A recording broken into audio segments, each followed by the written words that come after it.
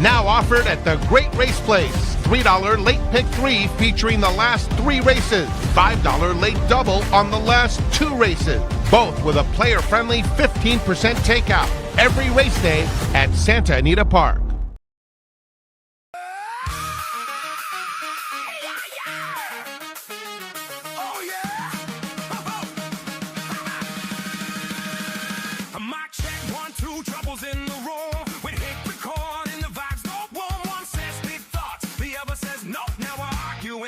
Cats cannon low.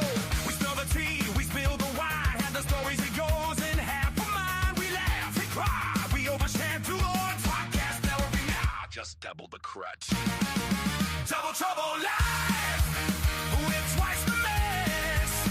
Double trouble live, no stress, just yes. We got hot takes, bad breaks, and 0-2. Double trouble live. Coming at you for the thrill. Oh yeah, Double Trouble Live.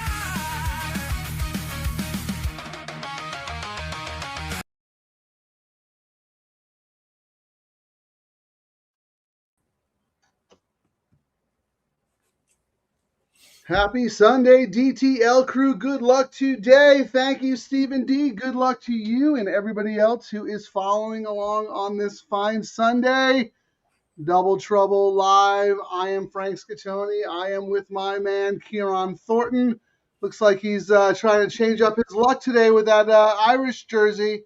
Yeah. What's up, my man? Time to switch the luck around. Well, you know what? I think we have to apologize to the Friday the 13th superstitious gods there because, you know, we talked about breaking mirrors, chasing black cats, umbrellas in the house. That show was crazy. And then yesterday, I won't speak for you, but I'm going to tell you right now, my picks could not have been any worse. There was some really good races, some big opportunities to make some money, and XXB in my all turf. I mean, I didn't even sniff the first 2 winners. Oh, I had that 20-1 in the first leg. Single Go Phoenix, my horse, and the horse in the last race. So talk about heartbreaker. Yeah. I mean, came back with the double, but yeah, Go Phoenix screwed up my all turf, my pick 3. It would have been, even if he had won that race, it still would have paid pretty decent. I mean, it paid huge. So I mean, the good thing about it, Frank, is we saw a big payout. You know, and that's what usually gets people to start looking at these bets. So you know what, that's a great point. Actually, it paid 4 dimes, something like that. I don't know exactly because I can't check my account and look because I wasn't even close. But there was one silver lining yesterday, Ciaran. You had a spectacular appearance with our man Tom Quigley on the Santa Anita pre-races simulcast show. TQ is the best. Cannot thank him enough for all the support he's given both of us over the years and how he has also embraced the show. Talk to us a little bit about that. That's always, you know, you've been on it before. It's really cool getting on with Tom, but he gave us a really nice shout out on the show. He let us devote quite a bit of time to the low takeout bets and, you know, how we've been approaching it. So hopefully we pick up some more viewers, you know, who don't, you know, I mean, I was just poking around on X before we hopped on, and I saw someone complaining about there should be a special place in hell for racing secretaries who come up with $5 doubles. And I'm just thinking, I saw a lot of the DTL crew was going after them. Like, what's wrong? Your 5x5 doubles are getting too expensive. Exactly. You can't buy every horse in the race. Wah, wah. Become a better handicapper, my man. No, it's crazy. Look, there's dollar rolling doubles all day long. I mean, $2. Well, here in California, $2, but all day long. Play those. If you cannot, and again, and I'm not talking about years of elitism and bankrolls and all that stuff, but seriously, if you don't have enough money left at the end of the day to play a $5 double, you should probably reevaluate how you're approaching the races. I agree. Because you should be saving money, first of all, for that bet and reallocating a lot of your bankroll for that bet. But if you get to the end of the day and you can't put a $5 double together, you have way bigger problems. You need to work on your handicapping, your bankroll management, your discipline, all that other stuff. But that's funny you brought that up. Well, plenty of time to talk about all this stuff after race 5. We got to get started. Start of the $3 all turf pick 3. I don't know about you, Ciaran, but my top pick actually scratched in this race, so I had to revise. But let's start with you first. My top pick, and I debated singling for many reasons, but I ended up throwing a certain jockey in just in case because I didn't want to get knocked out. But I really like the number 10, Rich Reward here. That was my pivot horse. I'll tell you why.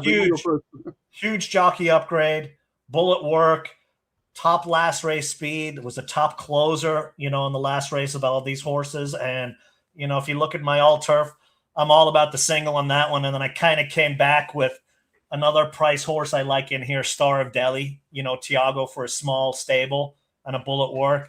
And I really was not going to throw in the favorite, hard to be better now. And I put notes in here, but not for this jockey.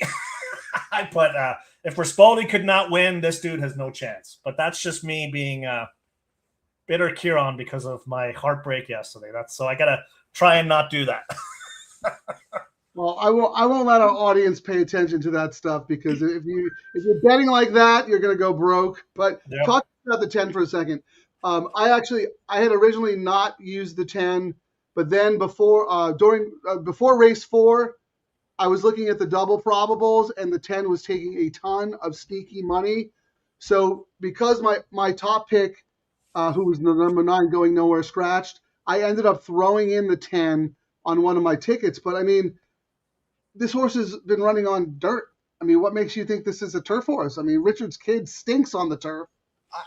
DeMoro hopped on, and as we've said I've actually bet this horse a bunch of times. If I don't bet a Paula horse, she's going to knock me out. And I just thought, with the horses that were in here, I was like, you know what? I'm either going to go down in flames or I'm going to look really well with this being my quasi single on one of my tickets. So that's just where I landed. I was like, just let me take a shot.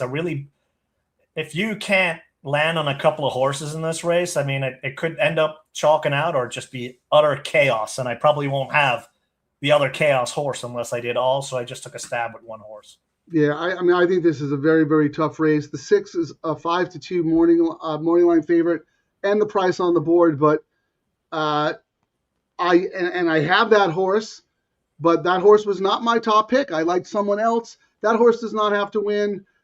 So let me just, up here, I've got a couple of tickets going. My A ticket was originally 9-6, but now it's just 6. But I had a backup with the 137. But based on market signals with your 10, Ciaran, that you mentioned, who I saw was taking money in the double probable, I ended up throwing the 10 in on that B ticket there. So I am 1, 3, 6, 7, 10 to get out of this leg. Ciaran is 10, 8, 6 to get out of this leg. So wait, we have 2 horses that are different. Yeah, you mentioned Star of Delhi. And then, no, the 6 is the favorite. So, yeah, I mean, I really was not going to put it in, as I said, not just because of my annoyance with Kimura, just, I thought if Rispoli could not win on that horse, he kept coming. I mean, it's a really bad race. It is. It's actually such a bad race that, I'm using a first-time starter going long on turf in the debut. That's number 119th hole. And someone sent me a DM about that horse and said, I actually might single that horse because the race is so bad. Yeah, I mean, I looked really strong. I was like, do I just look for a fresh face in a crowd of bad horses? And I was like, I'm just going to go with what I went with and see what happens. But actually, speaking of the doubles, Frank, we should probably just take a look and see what the pays are on everything and see if anyone really got sneaky money. Let's look at the pick 3. Pick 3, it looks like these are the will pays. Will pays, yes. Okay. The 6 is favored at paying $240 on the pick 3. Then it goes to the 3, paying $286. And then it's my 10 at $432, and then it starts jumping up there. Pick 4, pick 5 actually might be interesting. Pick 5, wow, big payouts on this, Frank. If you were able to make it to this, looks like the 6 is paying 3,900 for the pick 5. Second choice is actually, Frank, on the pick 5. Guess who the second choice is? The 10, 64.45. Yeah. And then it's the 3 at 64.80. So yeah, I mean, kind of reflective of the morning lines and whatnot. I think a lot of people struggled with this race.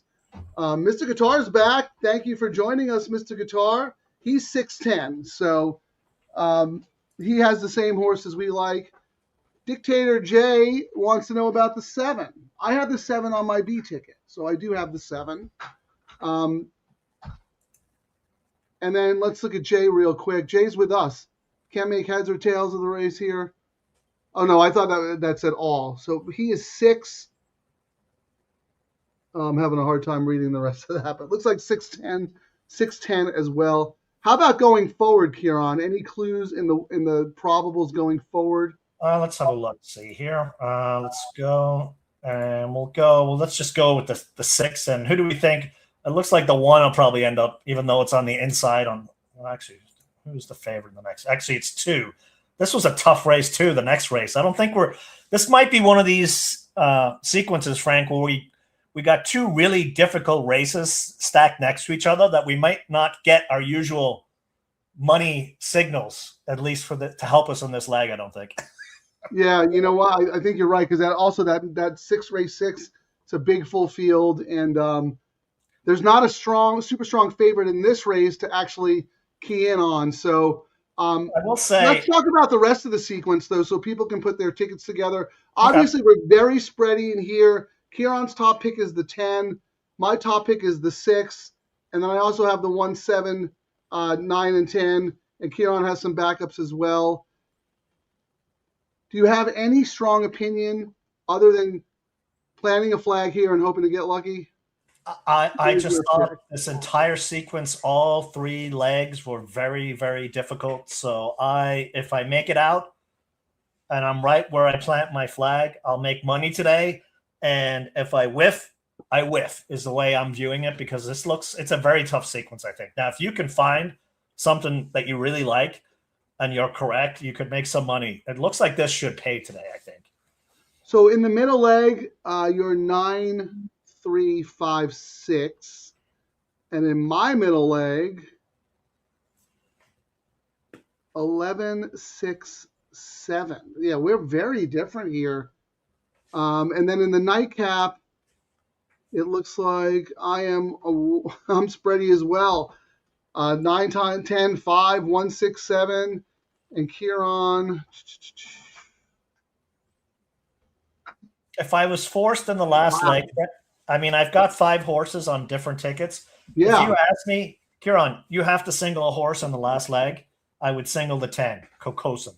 And I know Sadler has won. I mean, it's a crazy stat, but we did see Baltus win yesterday with JJ on a similarly bad stat. And when I was on Tom's show, I mentioned that horse and I said, these jockeys and trainers, when they get ice cold, they eventually heat up, and JJ was his go-to guy. Sadler has won 1 race from his last 27, and that race that he won was with this horse, with this jockey. So, hey, why not? Yeah, that horse has a shot, but again, it's a very wide open race. Oh, yeah. So here's Ciaran's all-turf. Take a screenshot. Get your bets together. Here is my all-turf. Take a screenshot. We're also in the chat. If you go to the live chat and look at the comments, both of our plays are up there. But based on what I'm seeing between my tickets and Ciaran's tickets, we are very, very different. And that's not always the case. I mean, that's often not the case at all. There's at least 1 or 2 horses where we both feel strongly about or at least agree on. Here, it's all over the place. And it's not surprising because we both thought these were tough races. I mean, look at our man, Stephen D. He's got more than half the field in the last race. And we actually, we've been telling people on the show, Frank, wait. The all-turf is going to start paying well. We're going to be running. We're running through the conditions now, and we're going to get to this. The chaos races are coming. We saw it yesterday. We kind of see it today. This is when maybe it would be nice, like the pick 3 at Del Mar, where we started getting a bunch of big pays. Everyone started looking at that bet. I think that's what this all turf needs. We need some, a few big pays And then people are going to start going, whoa. And then they're going to go, well, I'm kind of doing the work on the other bets. I'm going to handicap another race. Why don't I do that as well? Yeah, and why am I wasting my time handicapping turf races back east when they when they get washed off in rain all the time? Yeah, so again, look at Mr. Guitar. He was one of the MVPs during the Del Mar Summer Meet. You and Mr. Guitar, Ciaran, hit a lot of bets together. He's 1-5-8-10, so he is spready as well. Let me put up Jay again. Jay's a little tighter than we are, 8-10, but he also has some coverage as well. But he's got one ticket where he's singling the 8 in the last race, so he has a little bit more of an opinion than we do. I mean, in the hillside race, I mean, the favorite is Rosa Parks on the inside, 1-2 in a row. But it's you got to be a special horse to win on the inside on this hill. And if I get beat by a horse on the inside, I mean, we've seen odds-on horses go down on the hill on the inside. I like Claire Austin, the Papa horse on the outside, one last out, and I thought that 9 spot is really good on the hill. I know you like the 11, and for obvious reasons, I'm not using the 11 only because I think you did on your write-up. He's going to have to be aggressive, and if he beats me today. But I was not impressed yesterday, so we'll see what happens. It's coming from a guy who for 3 weeks straight couldn't say enough nice things about he's dead to me. Never met the guy. Don't know who he is. It has nothing to do with the horse was flat. It was not flat, Frank. Nothing to do with the horse being flat. It's all the jockey's fault every time. It's not flat. You give these guys instructions, they don't follow it. There's nothing you can do. Well, then what would have happened? He stays inside and gets blocked in, and everyone's complaining, why didn't he get outside? Why didn't he get outside? Jockeys cannot win. When it comes to Ciaran, jockeys cannot win unless they actually win the race. Well, if they follow the plan and the plan doesn't work, that's fine. But the amount of times they don't follow the plan gets frustrating. The other horse in there, Frank, that I kind of liked was the 5. Are you using the 5 in that race? Pura Vida Princess. DeMoros hops on for O'Neill.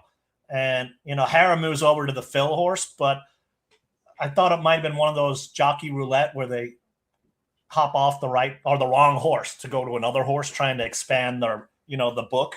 So I thought we might get a decent price. And it's 8-1 morning line.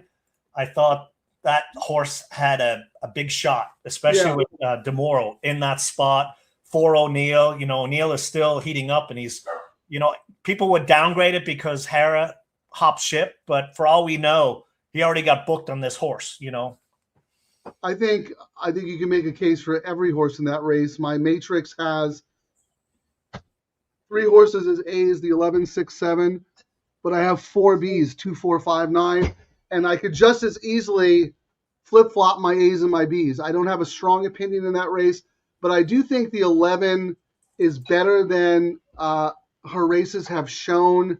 And I do have because we handcuff the bets together, right? So when we look at the late pick 3, you'll see that I'm using combinations of all those horses I just mentioned, but I also have the 11 singled on some tickets because I wanted to use backups in the last race, which I also think is very tough. So this is probably one of the toughest all-turf sequences I think we've seen. And our man Jay agrees. Wide open all-turf pick 3.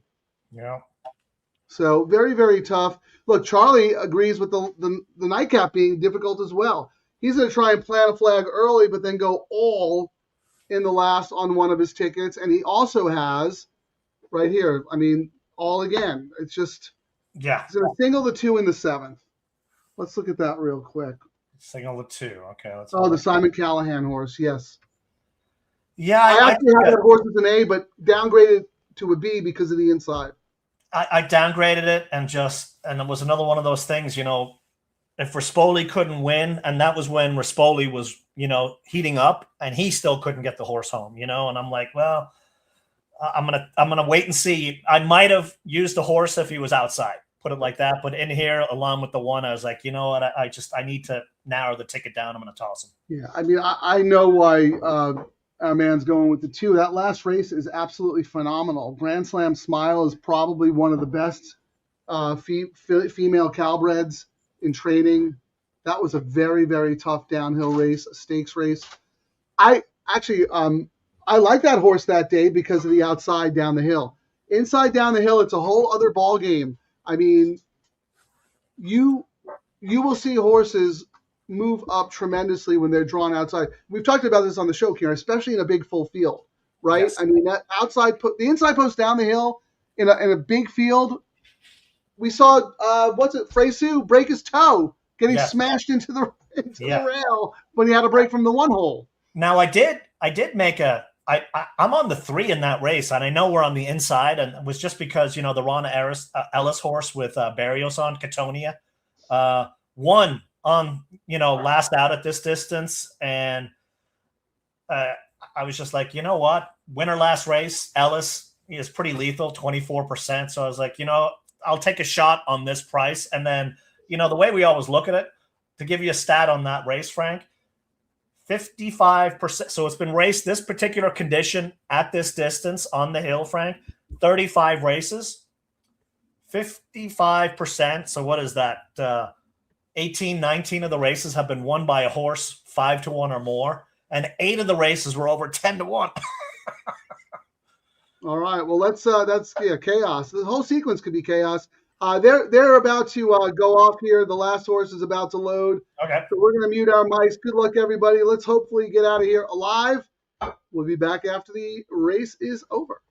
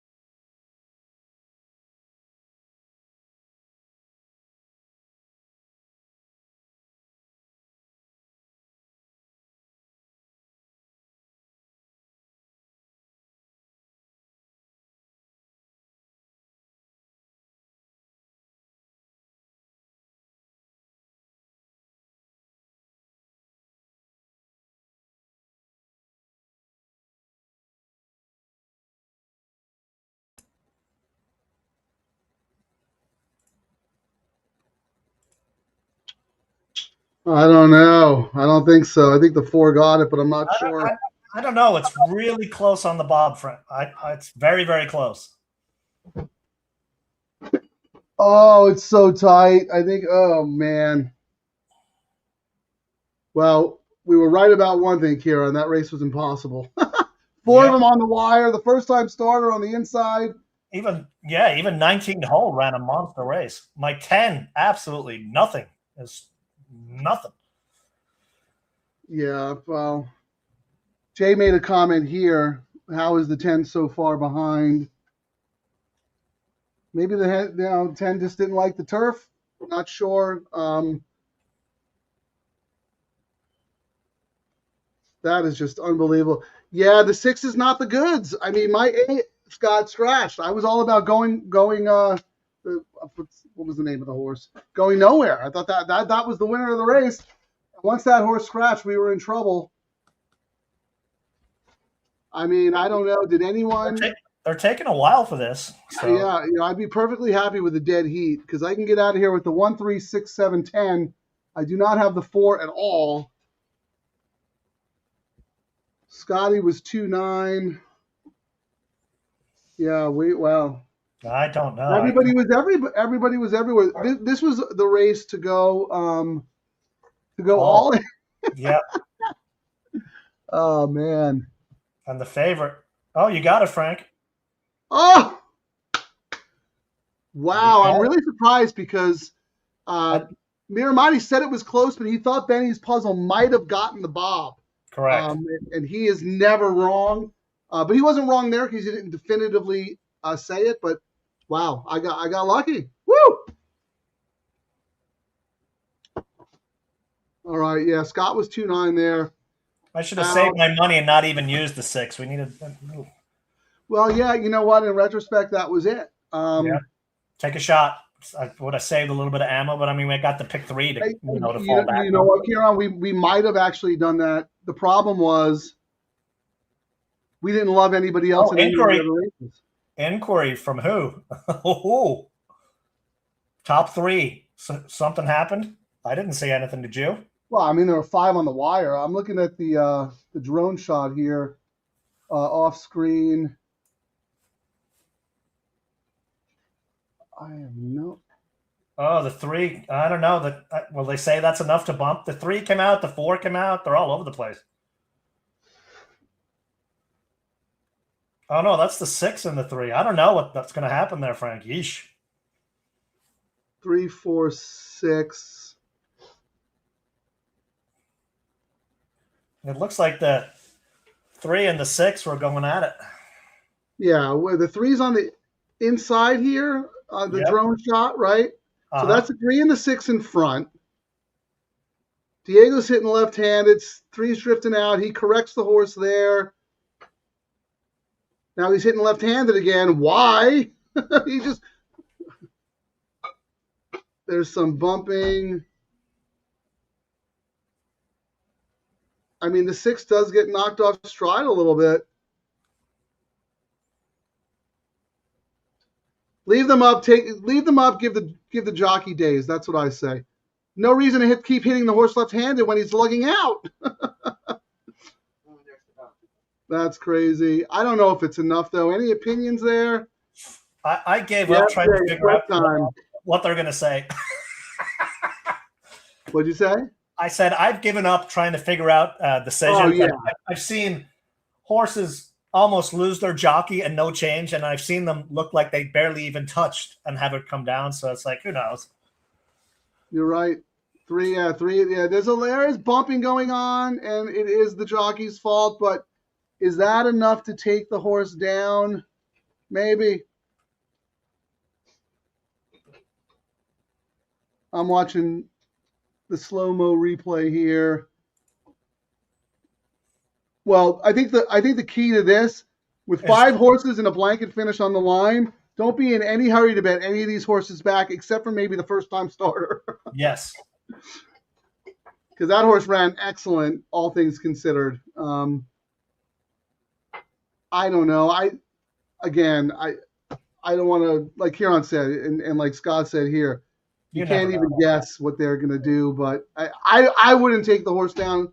And I'm not just saying that because I have the horse. I don't think it was enough. Do you have an objective opinion here, Ciaran? Do you think it was a legit foul that the horse should come down? The fact that it was so close and it was a 3-2 favorite, might be what might tip the scales if they do something. But I really don't know. I mean, I've seen them take him down for worse. I've seen them leave him up. No change. So, no change. Yeah. No change. Frank just announced no change. Yeah, that was it took them a few minutes to get a hold of their buddy who had his ticket going. Are you still alive with this one? Okay, we'll leave it. Yeah, they're like, oh, we had the 6 in the trifecta. So what did it come? It came 3, 4, 6, right? Correct. I'm just going to put that up in the chat right now because I know I'm going to get asked a zillion times who won that race. 3, 4, 6, 1 official. 3, 4, 6, 1. Wow. Danny G, what's up, my man? Good chatting with you the other day. Thank you. Oh my God. I'm assuming he was sweating that one. Yeah, I mean, I got lucky. The four was probably the best horse in the race, and that bump may have actually cost the 4. Let's go back and look at that horse, Ciaran, because neither one of us even mentioned it, nor did anyone else in the crew. Yeah, I mean, what you see is what you get. Came running on late like the horse always does, but that's how bad the group was. The horse has tried this a zillion times, and the closest he's gotten is 2 3/4. And maybe might have also been maybe Ricky's starting to heat up again. Might be another thing, so who knows? Yeah, second off the bench. Well, I'll tell you who's heating up. Gutierrez. His horses are firing. I love to see small barns do well here at Santa Anita. And then Leonard Powell. He's having a very good under the radar. Correct. Yes. His horses are firing, huh? Yeah, and then you have that quandary on some of the races where he's got 2 or 3 horses. You're like, man, which one do I? Yeah, I think in the nightcap, right? He's got 3 horses in the nightcap today. Baldoro. All of them usually have a chance, and you're like, there's no signals. You know what I mean? You're like, ah. And that one in particular, because they all look exactly the same. They all won their starter N3L and have struggled against N1X competition. But we'll talk about that race when we get there. I just want to confirm tickets here. Okay, yeah, so I tell you, Frank, the news change on X just sucks. It's so hard for people to find the streams now. With that what's going on? Yeah, Chappie had the same problem. I guess you got to click on their stupid live button now. They don't actually stream on the feed anymore. It doesn't show up in the timeline. No, you got to actually click the live button. So yeah, same with me. And I generated the whatchamacallit. I actually generated the link, and well, I'm just going to keep blasting it out, reposting, blasting it out. Let me see, what is this? This is our feed here. There we go. I'm watching myself live. This is like the Truman Show or something. I'm just going to retweet this. Copy Santa Anita. I'm going to copy you.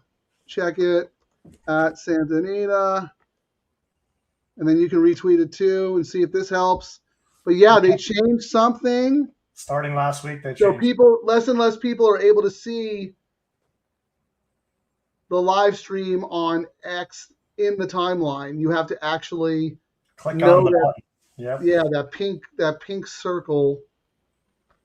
But the DTL crew knows where to find us, and they show up week in and week out. Banner day yesterday for the low takeout pools. The double was like 250,000. The pick 3 was like 244,000. And that's without us even doing a show. Can you imagine if we had done a show yesterday? There's a rival track out there who implemented the same wagers, and we helped them out during their holiday meet, and they were absolutely crushing it. And you have to market these bets. People are not just going to stumble upon them. If you want these bets to succeed and have big handles, you have to market them. And you have to build gambling content, gambling content around the shows. We gamble. And I mean, Tom Quigley did give us a big blast yesterday on the low takeouts, and we did a lot of talking on his show. So, every little bit helps when people start looking at them. When they start seeing those big pays, they're going to, ooh, I'm doing the work already. Let's hop on. Yeah. Well, like you said yesterday, Ciaran, we've been waiting for that big all-turf payout to kind of like make people start to notice. That was yesterday, 4,000. I was awful. I went XXB. You were alive with a 20-1. I had but unfortunately, you single goal Phoenix, so it didn't work out. Yeah. But you also had the nightcap winner too. Yeah, I mean, My horse cost me possibly an NHC seat. You never know when you have that money. But when I only had $80 left going into the late double, so I had a $20 double. The Kent DeSormo shipper, for Hess. Oh, that was a great call. Into I heard you right. You said it right on Tom's show. You said, I know the races work out the way they work out, but I'm telling you, I've made a lot of money betting Kent DeSormo late in the day over my career. And Pop Paul, that was the Hess horse who was a voided claim, come up a long way off. Absolutely no reason to like that horse.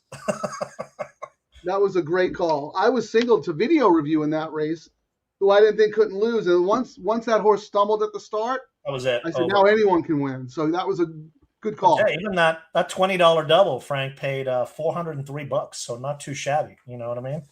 That's all of that.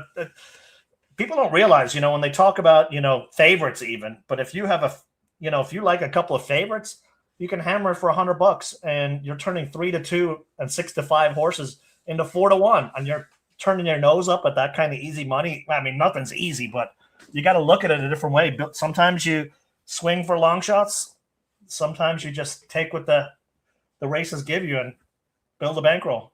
Or the opposite way. I mean, that person was complaining about the $5 minimum. If you like a 5-1 and a 5-1, you play a $5 double. Where else are you going to be able to spend $5 and walk out with maybe 400?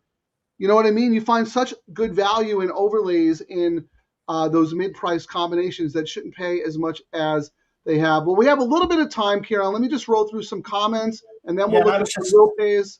Yeah, I was looking to see what the 2 is the lowest pay right here at $30. Next highest is the 10 at 36, and then the 8, and then they start going up. So if we're looking into the next leg after you go through the comments, Frank, it looks like the money was saying we should be looking at what the 2, 10, and 8 are paying into the next leg.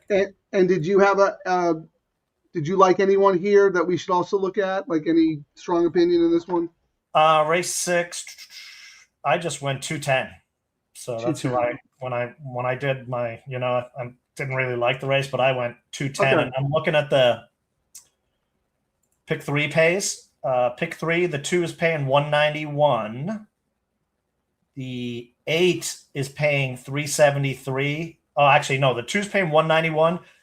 The 10's paying 255, and then it jumps up to the 8. So it looks like it really is 210. And I mean, 2 it's the 2 morning essentially. 10 was a 6-1 morning line and a 9-2. So that would be the sneaky one, I would say, is that Ricky Gonzalez, Julia Street for McCarthy. Yeah, I agree. Just looking at the action that you mentioned and also the tote, Stars Hollow, the 2, 3-1 morning line, 9-5, and also took money in the multis. And then, like Ciaran said, that 10, a little bit sneaky, taking money in the multis. And it is early, but into the next leg on the probables, Frank, the 2 into the 2 looks like it's the chalk. The 2 in the next leg is paying 2-2 right now, is paying $16. Wow, that's pretty short. Yeah, and then the 10-2 is paying 60, and the 8-2 is paying 40. So there's some, and the 8-6 is paying 40. This is is no one knows what to make of things. Yeah, let's revisit that because there's only 7,000 in the pool, but that is very good early info. For those who are just joining us for the first time, and for those who may have read my post earlier about me pivoting because of market signals, this is exactly what we mean. These are market signals. We like to do this show as a live wagering session because what you like this morning and heading into the card is not necessarily who you will end up betting. We want to use all of the up-to-the-minute information, not just scratches or maybe the way the course is playing or if a jockey's hot or a trainer's hot. It's a market signals. This is a financial market. There is very smart money in these pools. People are investing.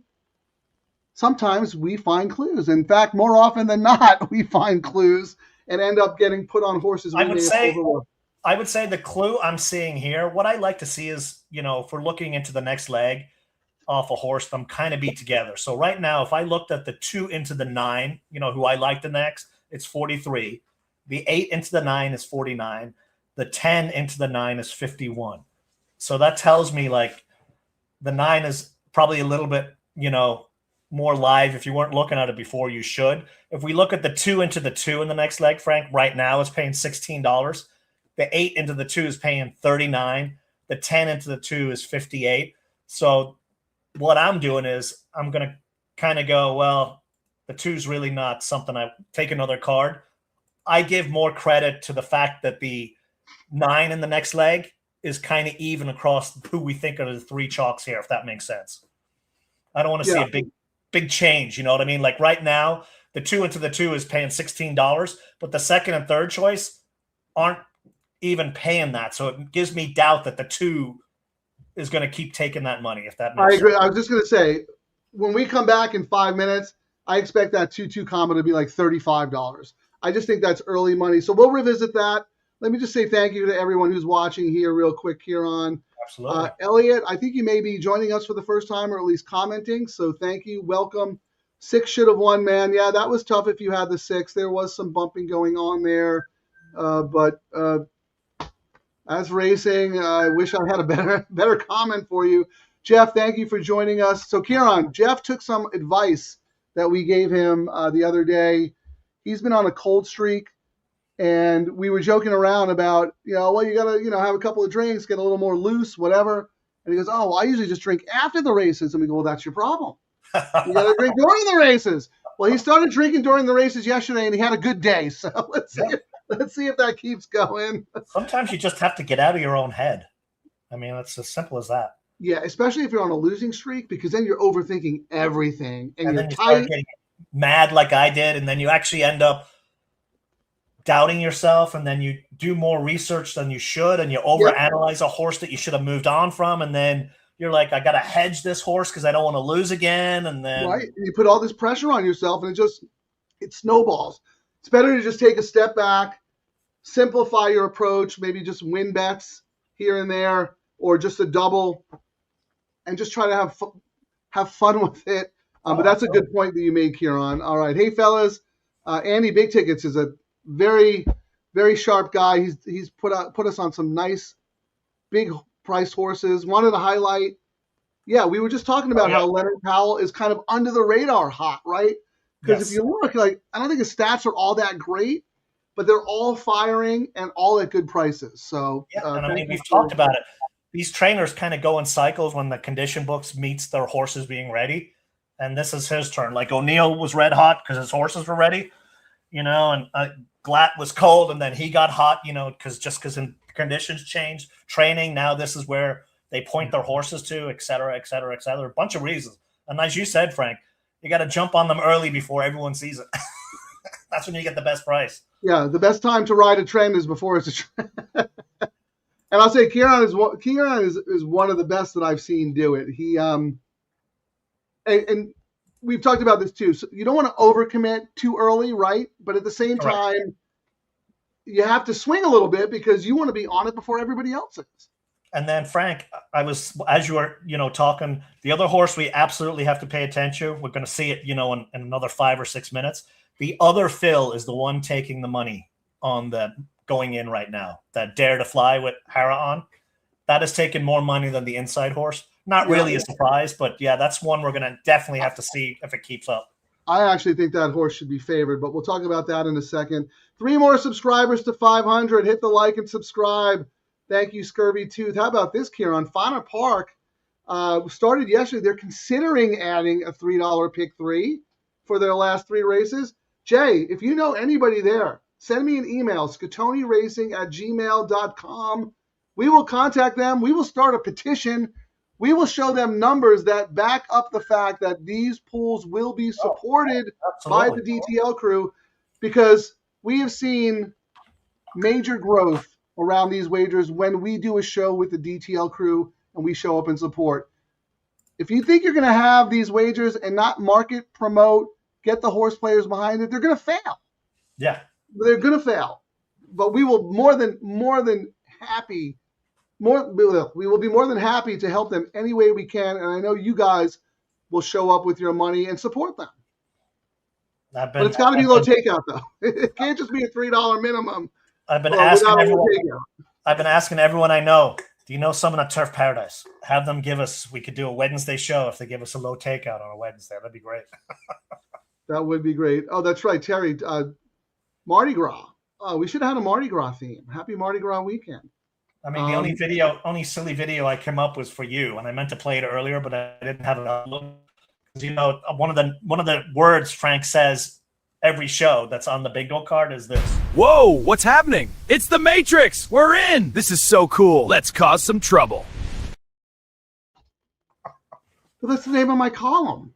I know, but that's what do you want me to call it? I mean, it is the most read column on the Santa Anita website, after all, you know, and it is free to everybody who, you know, goes to the page. So, of course, I'm going to say the Matrix. Maybe next time, set an over-under. Or do a shot every time I say Matrix. Oh, yeah, my liver would just say, nope, that's it. I'm done. I love it. That's very, very funny, actually. All right, like we got 7 minutes, Frank. I suppose we can take we're done with the comments. Ciaran wants to talk about the next race because he's out of the all turf. So let's go. It looks like the 1 is pretty cold across the board. The 2-2 is paying $17 still. The 8-2 is paying $42. The 10-2 is paying $56. But we haven't seen much change in the other one. So the 2 into the 9 is paying $44. The 8 into the 9 is $58. The 10 into the 9 is $58. It's the 6 that got the money, Frank. So 2 into the 6, $34. 8 into the 6, $52. 10 into the 6, $46. So the sneaky money seems to be there.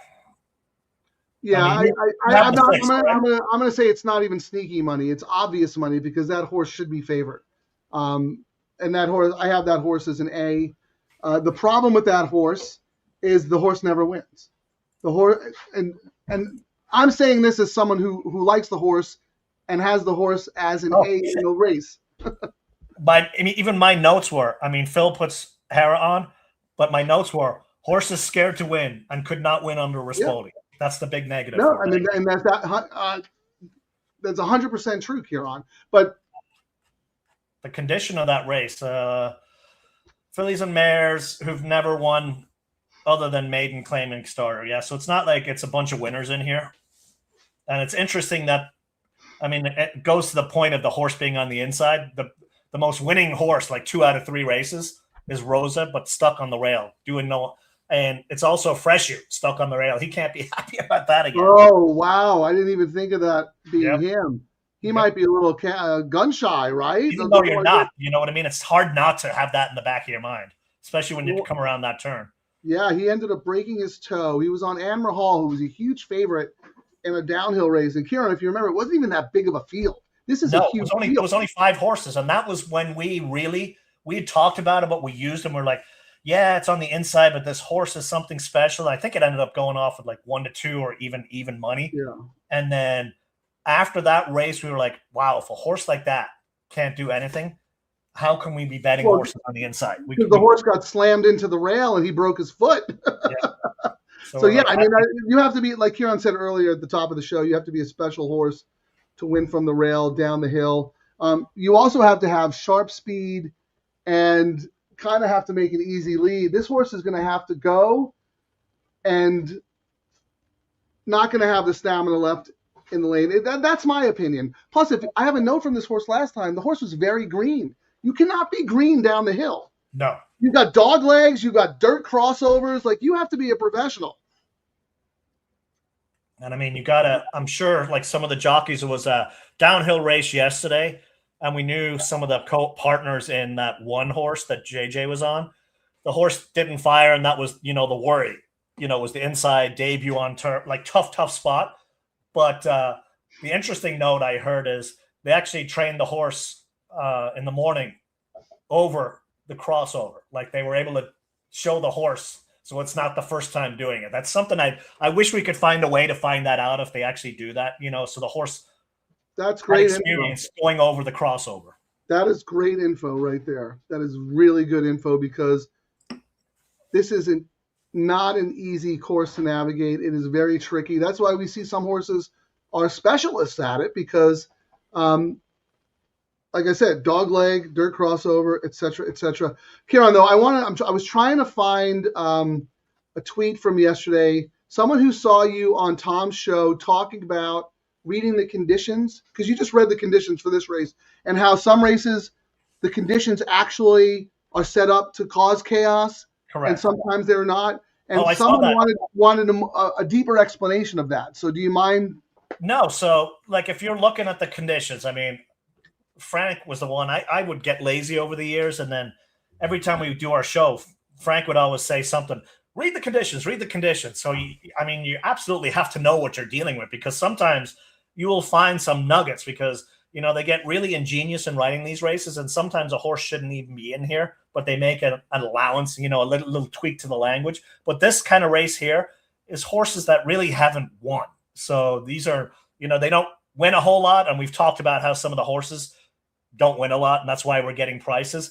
And just to go to this particular race, non-winners, blah, blah, blah. But then when I go down and I give you the race stats too, I probably know before I scroll down to look at the race stats from reading the condition that it's going to be chaos. And this particular race, 35 times it's been done, Frank.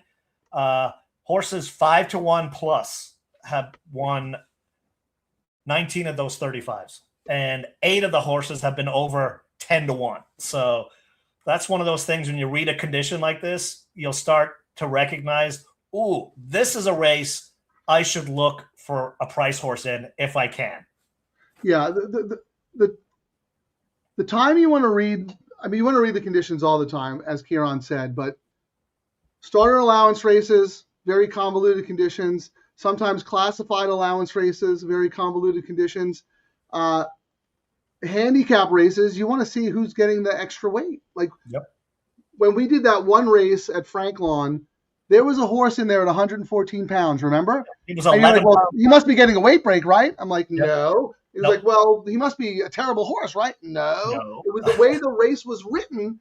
He was getting 114. Everybody else was carrying 120, and they were the same horse. I think that they did have a bug on it, but it was only a 3-week or 3 pound No, weight it was break. not a bug. I promise you, it was not a bug. Then the conditions were, if you didn't win a race before, let's just say December, you got 2 pounds. If you hadn't won a race since October, you got another 2 pounds. And then if you were in for a certain price, you got another 2 pounds, and you got it all up, and there you go. And that was the difference on that horse holding on.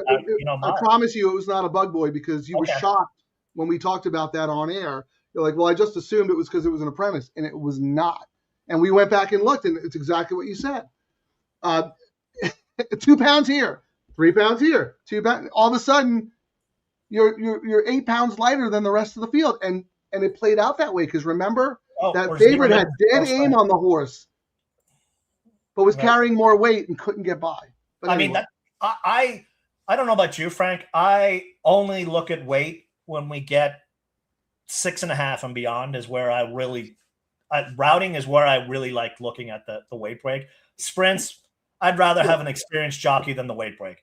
And the only trainer who puts a bug boy on a sprint that I would look closely at was Miotti, because he's always sneaky. He always seems to know who the up and coming bug is. But aside from that, I just use him on the route races. Way more important, to your point, in route races and also in low-level races where horses are not brave and don't want to pass each other. So if you're in the lead, turning for home, and you're getting a 5-pound weight break in an $8,000 claimer going a mile, trained by Miotti, go right to the window. Yeah. That's also another good point. There are certain trainers who take advantage of that. Miotti is 100% one of them. And he jumps on early. Like, if you're wondering, yes, he does. When you see a new bug boy show up, if he hops on for Miotti, that's something you go, I got to watch which horses this dude's getting on, because Miotti knows who's the up and coming over the years. That's been my experience. He's usually the first. He sees the trend before everyone else does with these bugs. I just want to give a quick shout out. Thank you, Long Black Road, for subscribing. The 3 did not get to DQ. The 3 ended up winning that previous race. And then just real quick before we look at the tote again, because they're about to get serious. Yes, Jeff, Frank the Matrix is an excellent source. Love the detailed analysis. So if you have Matrix over 5.5, drink. All right, Ciaran, how are we doing here? They're in the gate. Late pick 3 starts after this race. Good luck if you are playing this race. We will be back. 2 minutes. It looks like 2-6, Frank, are the choices in the next, but we'll see. All right. Well, good luck, everyone.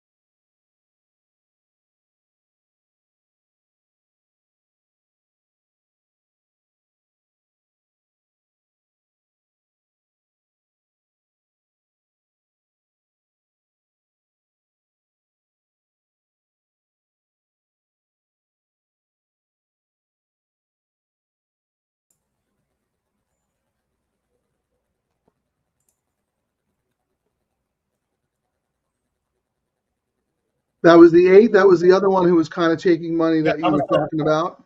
Yeah, and I just flipped over, and looked.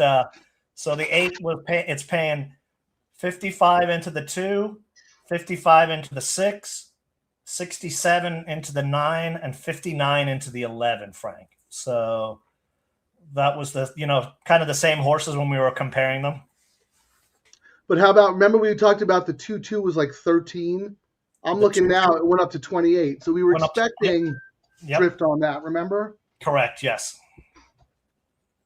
Yeah, someone overbet that combo early. And it drifted, but I still think it was kind of undervalued. Like the 2 is in the race coming up is 6-1 on the morning line. Yet someone really liked that horse if the 2 had won this race. Yeah, I mean, that's another. I mean, we're going to see what the will pays are in the pick 3, and that might tell us if that continued. Yeah. So that's where we might have to pivot. And are you using that horse? I didn't have it on my late pick 3, but I might if the money tells me I need to. Well, yeah, Ciaran, I originally had that horse as an A, but ended up downgrading the horse to a B because I liked horses just as much who are outside of that horse. And we talked about the inside posts being not great. So in my late pick 3, I do have, one ticket that includes that horse and about 7 others. But if you look at my all turf, I'm only alive to the 11 singled in this race coming up. What was interesting about all of this, Frank, is the money went on to the other fill, not the winner, the horse that keeps winning, the one on the inside. It went to the 6, the one that's scared to get its picture taken. Yeah. Well, yeah, I'm not surprised because that's the kind of horse that people are going to gravitate to because A, it's a wide open race, and B, I mean, the horse is always right there. I told you, I have this horse as an A, but this is normally the kind of horse I want to beat because the horse never wins. And we saw that the other day, Ciaran, with the that Baltus horse who was odds on the outside, the 8 horse. Yep. Second. We both ended up on that Lovin' on the Run, the Doug O'Neill claim. Correct. Yes. 6-1 or like amazing price. Because we said, well, that horse ran second like the horse always runs second. I mean, even the 6 for me, it was my 4th choice in here. You know, I went 9, 3, 5, 6 is how I went on this. You know, my preference, but I was like, I can't toss both fills, so I had to use one of them. So hold on, race 7, your preference was 9, 3, 5, 6. And I was 11, 6, 7. But then, like I said, 2, 4, 5, 9 are my Bs. So, Frank, I do not have the 3. Who is the 3? Not to interrupt you, the early money when it came in, immediately 2,300 came in. Oh, actually, no. Someone bet huge on the 2 right now, Frank. We went to 14,600, and they bet it across the board. So 14,600, 2,900, and 2,900 on that early money came in on the 2. That's the same money who was betting the 2-2 double combo. Yeah, so the double, the will pay on the double right now, Frank, the 2 is 55, the 6 is 55.60, the 9 is 67, and the 11 is 59. But as we always do, the pick 3 is where we usually see the money hanging out. And the pick 3, the 6, $90.90, $90.90. The 2, 111, and the 9 at 128, and then the 11 at 199. So kind of what we were seeing earlier. It's the 2 has gotten a lot of money where even though it's on the inside, I might have to do a saver bet on that one. Hold that thought for a second, because I want to come back to the will pays after we talk about what you just first said. Someone obviously bet $14,000 on the 2 from the jump, and that has to be barn money because this horse is now opened at 8-5 with $14,798 to win on that horse. Yep. We also saw certain combos in the double probables from the previous race to this race where the 2 also took more money than that 6-1 morning line. That is barn money, right? That is inside. It has to be, absolutely, yes. That's not computer money. No. I don't think the computers would bet that horse that hard so that quickly. Early, right? Yeah, not early. No, they wouldn't. And this is not going to be one of people will say, well, it could be someone trying to game the odds and they're going to cancel their bet later. You don't do that kind of stuff. Not in a race like this. Yeah, not something like this. No. You do that if you love a horse who's going to get overbet. So you hammer the second choice.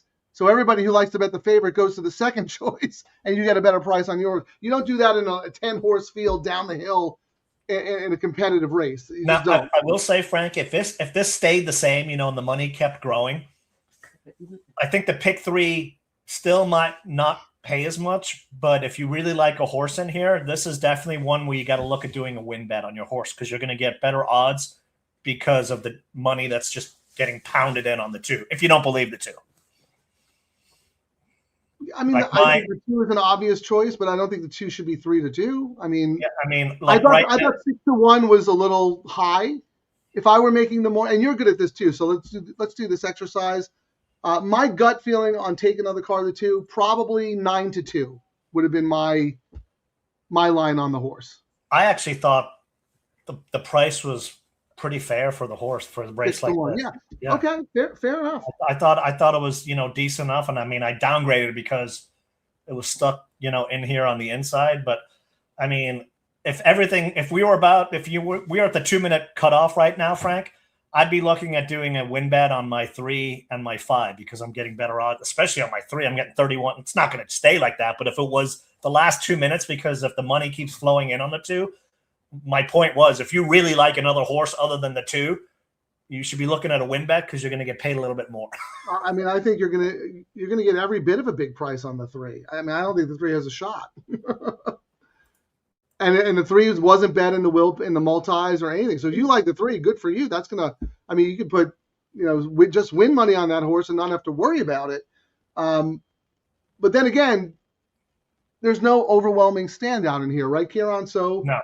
If you think the 3 is going to be able to move forward, which is possible,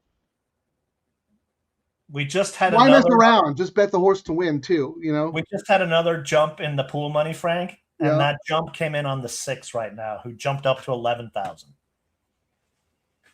Well, I want to go back and talk about the odds for a second. I think we can both agree that if we were making the morning line for this race, we wouldn't have number 1 Rosa Parks as the favorite. Right? Absolutely. No. It's the favorite. That's the favorite? No. I mean, I would have made Dare to Fly the favorite in here, just because the horse gets bet every time and fires every time. Correct. I would agree on that. And I thought Eiffel would be a lot shorter. I would have made Eiffel shorter than 6 to 1 on the line, but right now the line is pretty good, 7 to 1. Can we go over the will pays again? Because I want to see if any of my horses took sneaky money like Eiffel. Eiffel's 3. my top pick. So 11 outside Eiffel is paying $199 on the pick 3. Okay. And for so you can compare the pick 3 lowest pay is the 6 at $90. Then it's the 2 at $111. Then it's the 5 at $181. And then it's your 11 at $199, Frank. So the 11 is not taking strong money in the pick 3. But look at the double. Double, it was between the 2 and the 6, and then it took more money than it was at 59. Here on the 2 is 55, the 6 is 55, and the 11 is 59. Basically the same price. Yeah. So interesting that the 11 took a ton of money in the double, but is kind of dead in the pick 3 and is dead on the tote. So which is right? Usually the pick 3 money is a little more sophisticated. Yeah, we usually defer to the pick 3 money and give it a little bit of an edge. Because it's a little more sophisticated, because in the pick 3, if you have strong opinions, you can put a lot of money in the pool and not tip your hand. Correct. Right? Because you cannot see the probables for the pick 3. Whereas in the double, if you overbet a combo, it's going to show up. People can see. That's where they hide the money in, like the pick 5 and the pick 4 and the pick 3. Correct. You can't really see it till it's underway. But it's not always correct. We've seen that before, where the double money is actually a little better. But that tells me that the sophisticated money, looking back at when Ciaran read off the will pays for the pick 3, the 6 is a pretty strong favorite in the pick 3, and then the 2 is second choice. So it's very interesting. Well, we haven't talked about our other horses. I mean, the next leg, I thought it was. I mean, you thought it was a 2-horse race or 3-horse with the 2 Baffords, but one of them scratched. That probably messed you up a little, right? That messed me up a lot. Handicapping Road. That messed me up a lot, Ciaran. Let me put my late pick 3 up first. I had originally used both of the Baffords. Now I'm just singling the 2. And the reason I decided to do that instead of using my Bs in the pick 3 is because we talk about playing these bets as a unit, right? Not separately. I'm planning a flag in my pick 3 to save a little money. I can always come back in the double and use the 1, and I think the 3 is the other one, Smooth Cruising, whatever number Smooth Cruising is. Yeah, I can look at the 1 Mana Rose and Smooth Cruising in doubles going forward, but I think the 2 is a standout. What do you have? I went, my 4 horses that I have, I did a, 9, 3, 5, 6 with a single to the 1. Single Mana Rose, wow. And then I came back with a smaller one where I just did 9, 3, 5 with 1, 2. with Okay, so 10-1. you are using the 2. So I'm using the 2, but you're going to ask me, what are you doing there? Well, I'm using the 2 in a cover bet, but I'm also adding the 1 in again for extra coverage, if that makes sense. And then went tight in the last leg. Yeah. No, I actually like your ticket because you're only spending, you're not spending, you're 60 and 30, you're spending 96, but it's got to be the 1 or the 2 coming out of there, right? But we have options in the double. We can play the double. You can always come back because your A ticket is 10 in the nightcap, 10, 1, 6, 7, 8, and then you're tighter with the 10 and the 1. So yeah, I mean you could always come back and play doubles. Yeah, 1, 2 with 6, 7, 8, the 3 that you don't have in the pick 3. Yeah, because I mean my double's up there. So my planned doubles, we're going to see what the will pays are. Is a $30 double, 1 with the 10-1. Then I was going to come back with a $10 double, 1 with the 6, 7, 8, 10, and then a saver one, $10 double, 2 with 10. But again, some of these combinations may not be worthwhile doing for such little money, or I can do it for $5 because it's paying more. We'll see whenever we get there. Well, here's something that I'm very interested in. Before we look, and we'll wait a couple of minutes, but we're talking about the Palos Verde, which is race 8. Madaket Road is scratched, so Baffert is left with the 2 Pilot Commander at 9-5 on the morning line, but the morning line favorite is number 1, Man Arose, at 8-5. I think Pilot Commander is going to be the favorite there. What do you think? I don't know. I mean, I prefer the 1 over. I thought this was a pretty fair. No, but I'm talking about what is the public going to do? You're going to tell me the public's not going to bet that Baffert off that last race?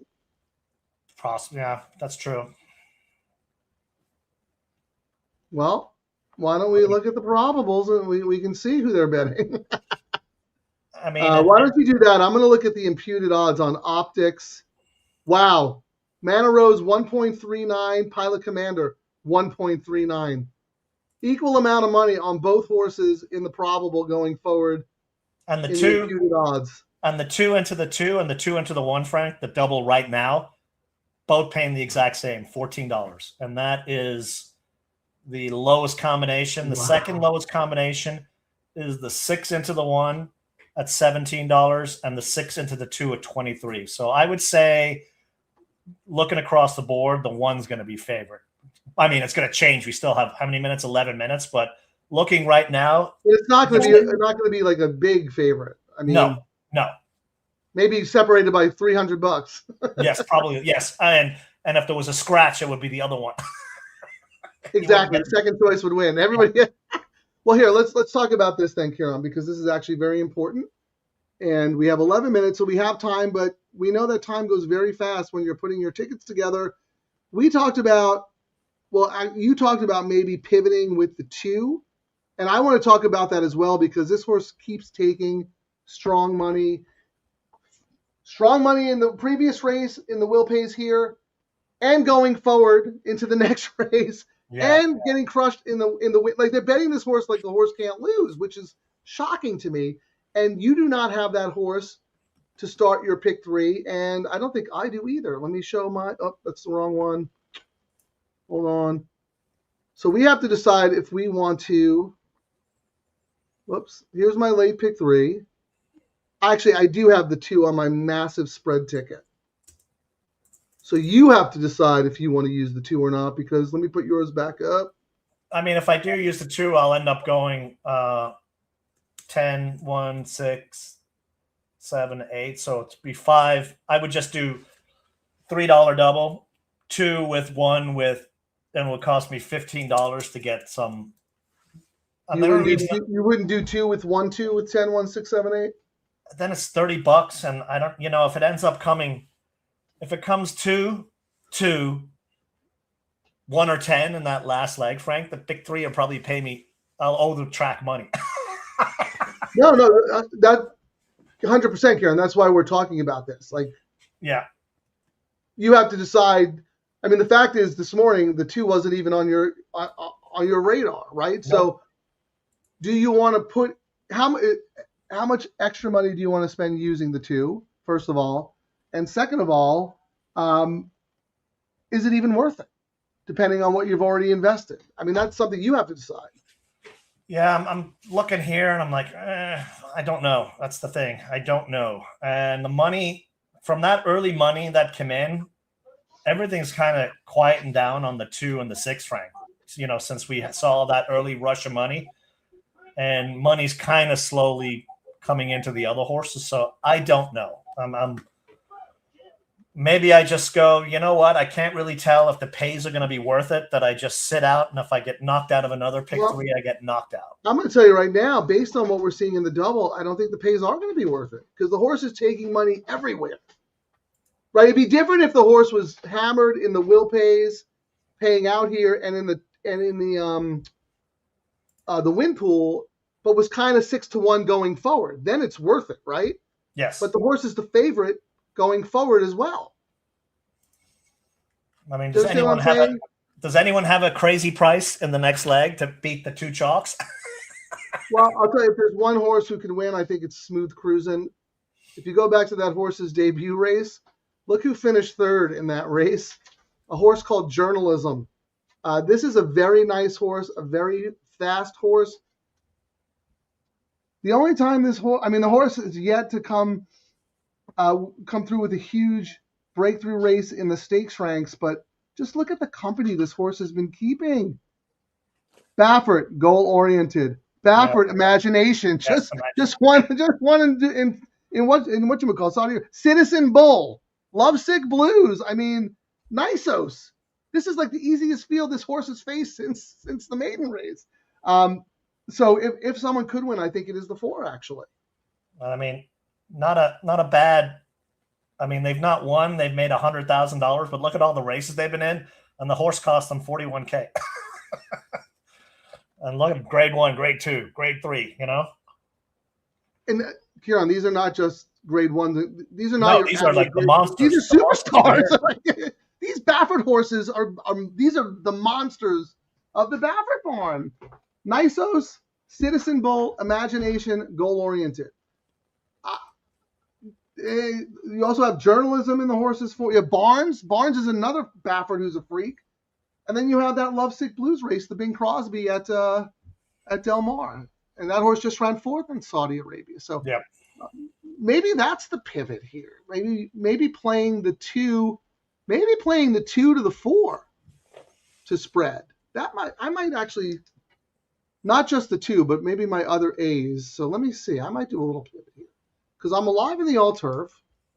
So I might go 11, 6, 7, 2 with 4 with 9, 10, 5, 1, 2, 3, 4, 5, 6, 12.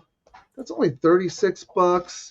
I am spending 90, but I mean, what is that going to pay if you beat Baffert in the middle leg? Yeah, it'll pay exponentially more. I think my pivot is only going to be, Frank, I'm going to spend $12, and I'm going to use the 2, and I'm just going to use my A's. I'm going to use Mana Rose in the next leg. I'm going to use my 10 in the last leg, and just go from that. So I'm just going to do a $12 pick 3, 2, 1, and 10. I don't want to spread around 2 more, even though I think it's going to be chaos in the last race because. Ciaran, I think that's actually really smart because I think that's really smart because if the 2 wins, you're busted, but you can easily cover the 2 for $3 with your top choices in the next 2 races. And then you happen to be right about your next 2 races, you're going to hit. So I think that's smart, actually. And I can, when we get to see what the will pays in, in the probables and whatnot, I can adjust my doubles and see what we do there. Yeah. And I decided I am not going to pivot here because I could probably just bet Smooth Cruisin' to win in the next race. And I can also use Smooth Cruisin' in doubles. Because if I get out of this race and I'm alive, then I have plenty of options. You know what I mean? So let me roll through the comments as they're walking onto the track, and then we'll look at the tote and the money again. Boss of the bosses, my man. Thank you for reaching out on X today. He had some trouble accessing. Wait for it, Ciaran. Wait. The Matrix. So I had to send him a direct link. Thank you for joining the show, my man. No racing tomorrow. Whoa, what's happening? It's the Matrix! We're in! This is so cool. Let's cause some trouble. Don't you have to have us all in like black suits? Isn't that movie, The Matrix? I threw it together real quick, Frank. It's pretty funny. So what does he have here? 2, 5, 9, 11 in race 7 to start off his late pick 3. All right, good luck, my friend. Tippy Central, the man, the coast to coast champion is back. Aaron Gobrak here on. So is that a soccer shirt, rugby shirt, or curling shirt? Or This hurling? What is it called? Hurling? No, this is soccer. Did you ever play hurling? A couple of times, and quickly stopped after I got my shins. I mean, those no padding, no nothing. You're essentially it's hockey on grass, and you get whooped. You get shillelied to the shins, right? Yep, and your hands and everything. Yep, it's the fastest game in the world. Believe it or not, and you're going to think I'm absolutely nuts, but Terry and I were out one night having a drink, and there was a guy sitting next to us, and it was like a Sunday night, and he was just chilling out, and so we started talking to the guy, and it just so happened that he was in San Diego because there was I kid you not, a hurling tournament going on, and he was the coach of a team from like Pennsylvania. Yep. And I was fascinated talking to this guy because I was like, are you kidding me? I had no idea. But anyway. Yeah, I played our football equivalent is Gaelic football, so that's what it's like. It's like Australian rules, right? Rugby. Yeah. Like Australian rules football, kind of? Correct. Yeah, that's Australian rules football, but with a soccer type of feel. Same type of scoring. All right, real quick, and then we'll go back to the toad. Charlie, I think that the 1 or 9 should be being bet in race 7. We're against Rosa Parks, but we respect your opinion. But I like the 9. Huh? I do like the 9, Claire Austin. That's my top pick in here. Yeah, you talked about Claire Austin. I have Claire Austin as a deep B. I think this is a very tough spot. But you mentioned earlier you like that post with tactical speed, and I can't argue with you. Hey, Frank, so on the 2 right now, I would say the 6 has the more – what's the word I'm looking for? The more convinced money is on the 6. They're betting it to win. They're hedging on the 2 a lot. Yeah, so can you walk through that again? This is the win pool you're talking about? Yeah, so the win pool, there's 27,000, let's say, on the 6 to win, 4,200 to place, 3,300 to show. But on the 2, 28 to win, 8,800 to place, 5K to show. So those who are betting the 6 are betting it to win. They're not really hedging as much. There's a lot of hedging going on with the 2. And, maybe the post has something to do with that. But I would think the opposite, right? Because you and I have both talked about how the 6 likes to run second or third way more than win, right? So I would rather have place money on that horse. That's why. And the fact that that's the fill horse that is getting the money, is interesting. And it's still coming in. I mean, I think at the final jump, we did cut off. I would not be surprised to see the show money. I was going to say the 6 could probably go favor, but the money that's been bet for place and show on the 2 is going to make that not happen. So real quick here on probables going forward, the 2 horse in this race to the 1, your Mana Rose, and the next $13. Yes. $13. The 6 to the Baffert is 16. Yes. And the 6 to the 1 is 14, and the 6 to the 2 is 21. So the 2 is the favorite in the double going forward with the 2 most likely winners.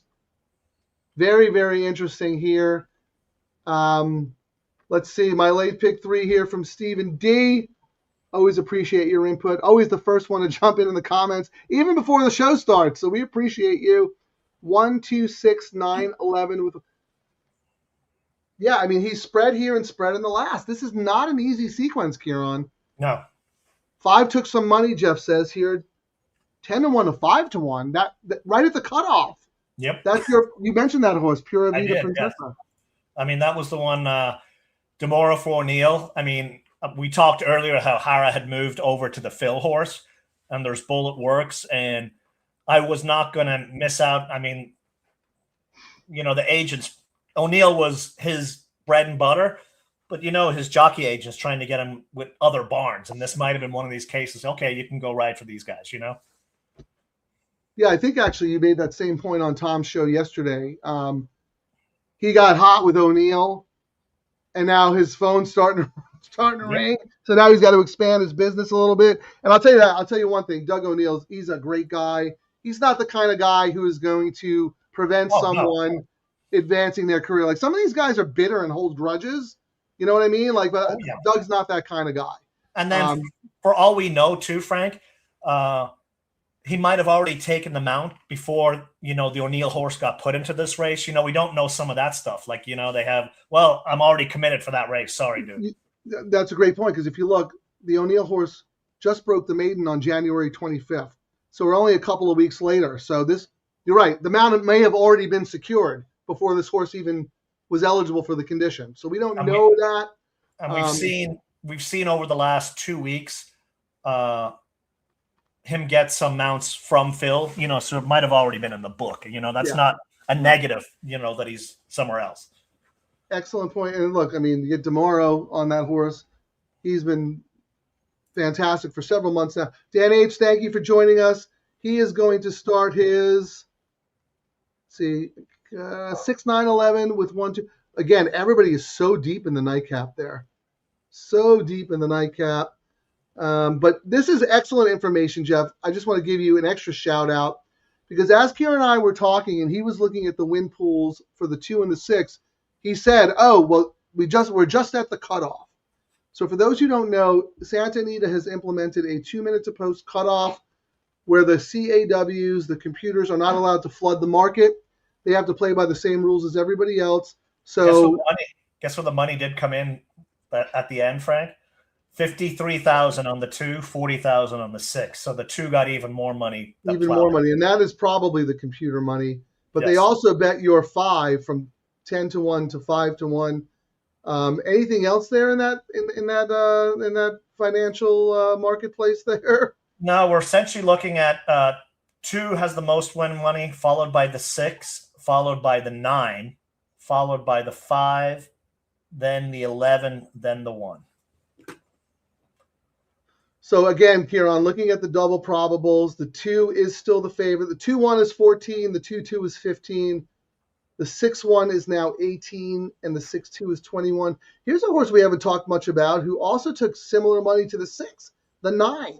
The 9-1 is 21, and the 9-2 is 28. That's my top choice in here, yeah. And then the 11, 34 and 39. So the 11 took some money going forward, but not in the win pool. Very funny. I don't know. All right, so who do we need? I need the 11 to stay alive in my all-turf, and that would be nice because that horse is a good price. In our late pick 3s, Ciaran. 6, 7. I got 5, 6, 3, 5, 6, 9. Jeez, let me pull it up. Ciaran needs a 3, 5, 6, 9 to get out. Frank needs basically everybody except the 3. And it is crazy that I put the 3 as my second choice in this race. Actually, I should fire away. Ciaran, that's the kind of horse that you have and nobody else does. Yeah. I have to do a $5 win bet, Frank. Yeah, you absolutely have, because we talked about that. You'd be ridiculous not to get money out of this race. You only have the best turf jockey. All right, we're going to go. I'm going to mute, put our screen up. Good luck, everybody. Let's hope we all get out of here alive.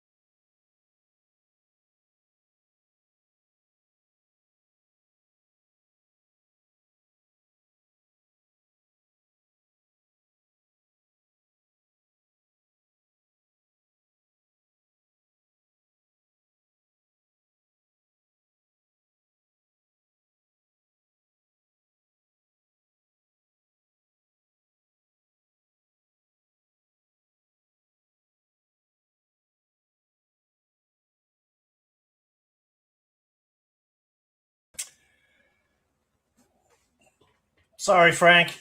You got a similar ride as I got yesterday.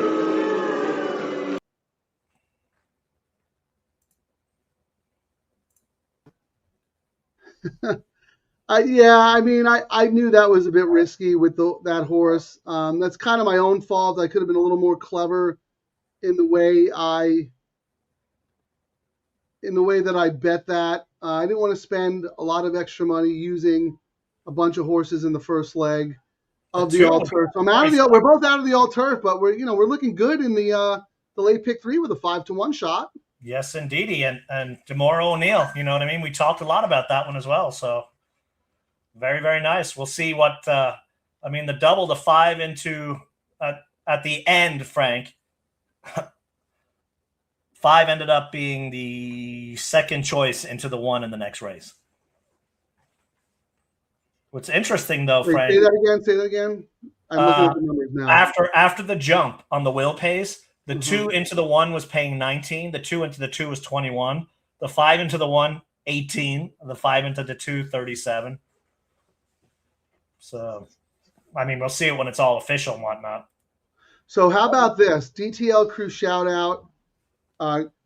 Ciaran, shout out to you also, because while you were analyzing the markets, you mentioned we were at the 2-minute cutoff, right? Pay attention to that. And then look, Jeff comes in as an MVP. It's going to show right here.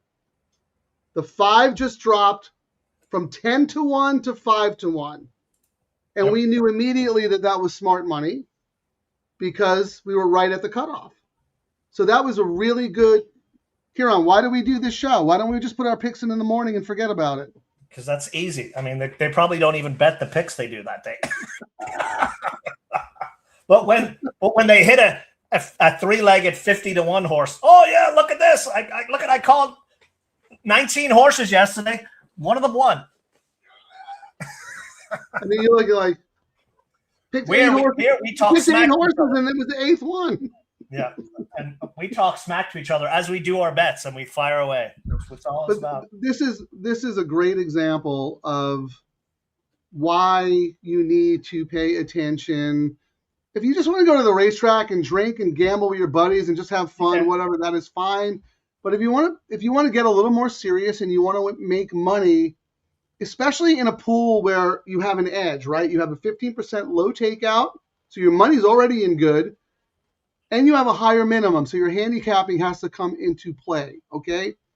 Ciaran and I both like that horse on paper. Granted, I had the horse as a B, but I used that horse in my pick 3. Ciaran talked about that horse. He is alive. And then Jeff comes in with the mic drop.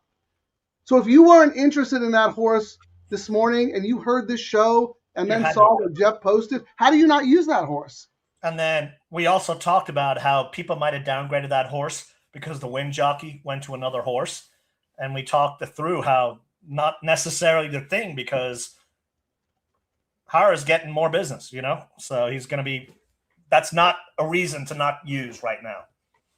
Yeah, and to your point, Ciaran, he may have already been committed to that horse because this horse just broke the maiden 3 weeks ago.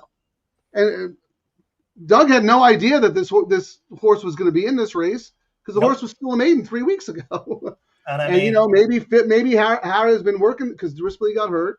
He's might have been working this horse to fill in the morning. So he's like, okay. Look, and 1 going a mile and now 1 down the hill. They got lots of options for this horse, Frank. This is going to be definitely a horse to keep an eye on going forward for sure. Yeah, I agree with you. This is a light bulb horse. Kind of reminds me a little bit of that other Princessa horse that Doug has, Mocha. The one who never gets bet and wins at 20-1. Yes. It was like a South American horse or something. But anyway, that is a very good way to start. Where did the 6 end up? Nowhere. I will say the 1 I thought was going to be the danger. So if there's 2 horses I would make a note on this race coming out, Frank. Obviously, we talked about the 5. The 1, not on the rail. If they do go down the hill again, could you imagine that 1 on the outside in this race, Frank? The race would race would have been over. So post position. Actually, down the hill, stretching, whatever. You got to look at that horse next time because that horse ran a monster race All right, you ready for the will pays, Frank? Because will pays are interesting. You did say Pilot Commander was going to get the Baffert money, but the will pays on the pick 3, the one's paying $91. The 2 is paying $138. Wow. So Mana Rose is the favorite. Okay. And on the $2 double, Frank, the 1 is paying $18.60. The 2 is paying $37.60. So across both pools, the 1 is that's who you like better. One.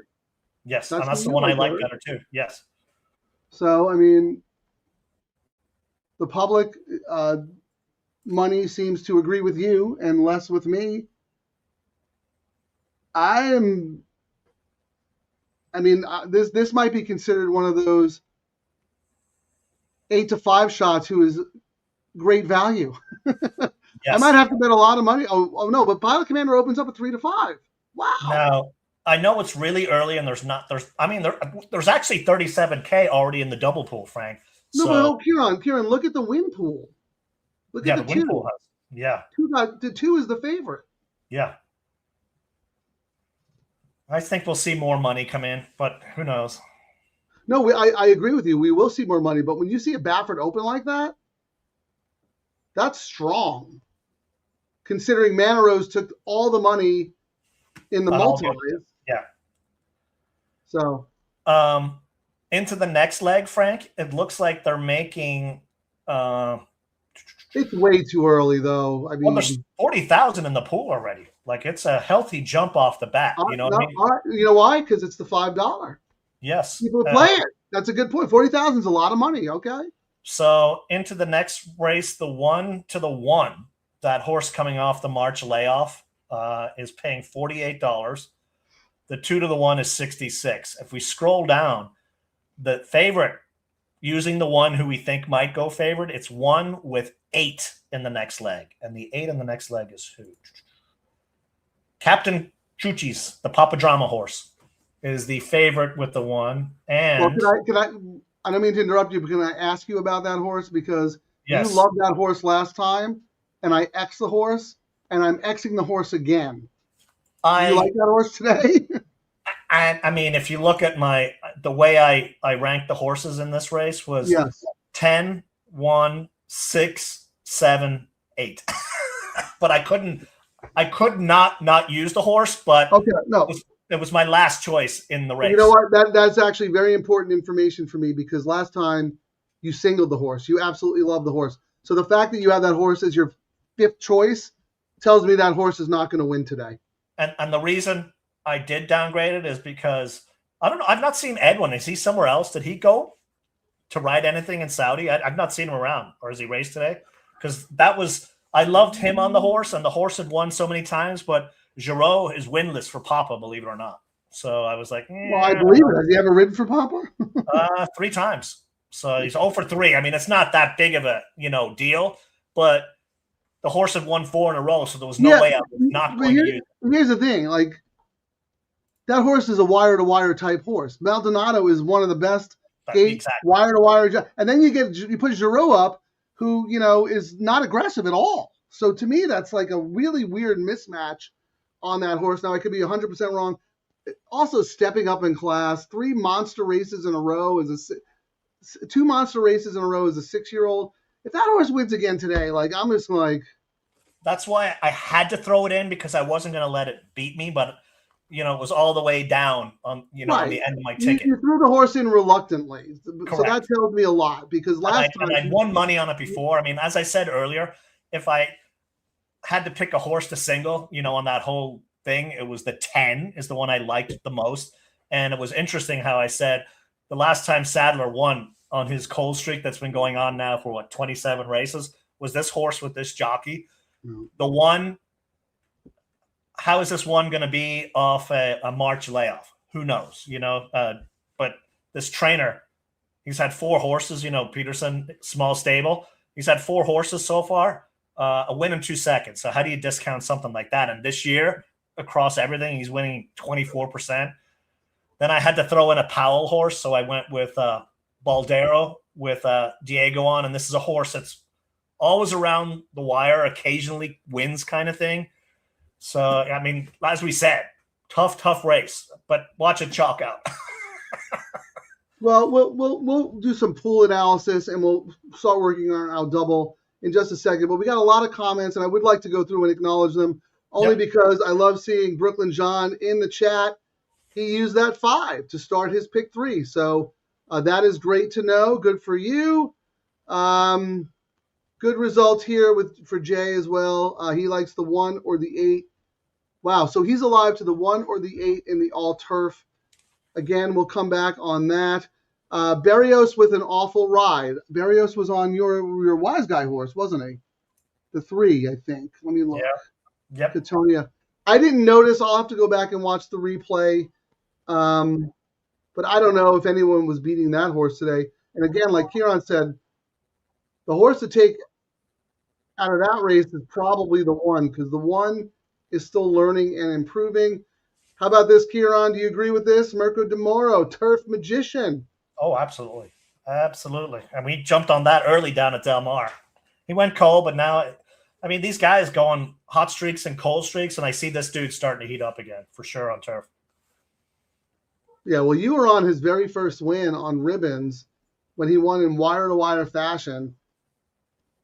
And then you were off him pretty quickly when he went ice cold. But as we saw, if you've been watching the show, Ciaran called we got off him early when he was ice cold, and then Ciaran hopped on him again when he started to heat up. And now he knows how to ride now here in Southern California. It was an adjustment period. So he's doing it looks like Twitter finally figured their thing, Frank. I went and looked at your X, and it's back to showing it again. So that's interesting. Well, I'm like reposting it, and so it's showing live, but now I can see you live on your thing. So all right, well, that's good to know. Well, I'll fix what they've been doing. How about this, Ciaran? Kudos to Jeff and for you about talking about the win pool and the 2-minute cutoff. The only reason he played that horse, the 5, was because that gentleman made me realize he went from 10 to 1 to 5 to 1. How about that? I might chop liver here. I might chop liver. What's going? No, I said you also. I'm being a smartass. But that horse wasn't your top pick. It was, we both had the horse. Yep.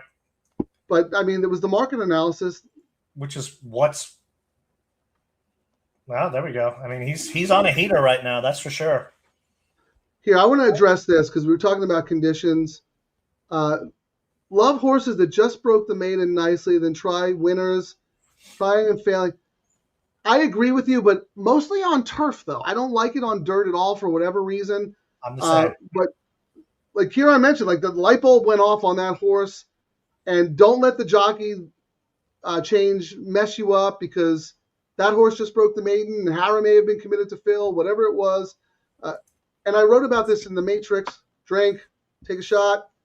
Turf horses who win, break their maiden, and come back and face winners, as long as their come-home time is strong, you can bet them back. It's not as bad as it is on the dirt. Wow, we got a lot of comments here. I mean, the thing, too, with the jockey changes, yes, you should pay attention to it, but in this instance with this jockey, he's starting to get more business. And that's you also got to keep that in mind. You also got to keep in mind, you kind of mentioned it, too. For all we knew, the O'Neill horse was a late entry, and he'd already committed somewhere else.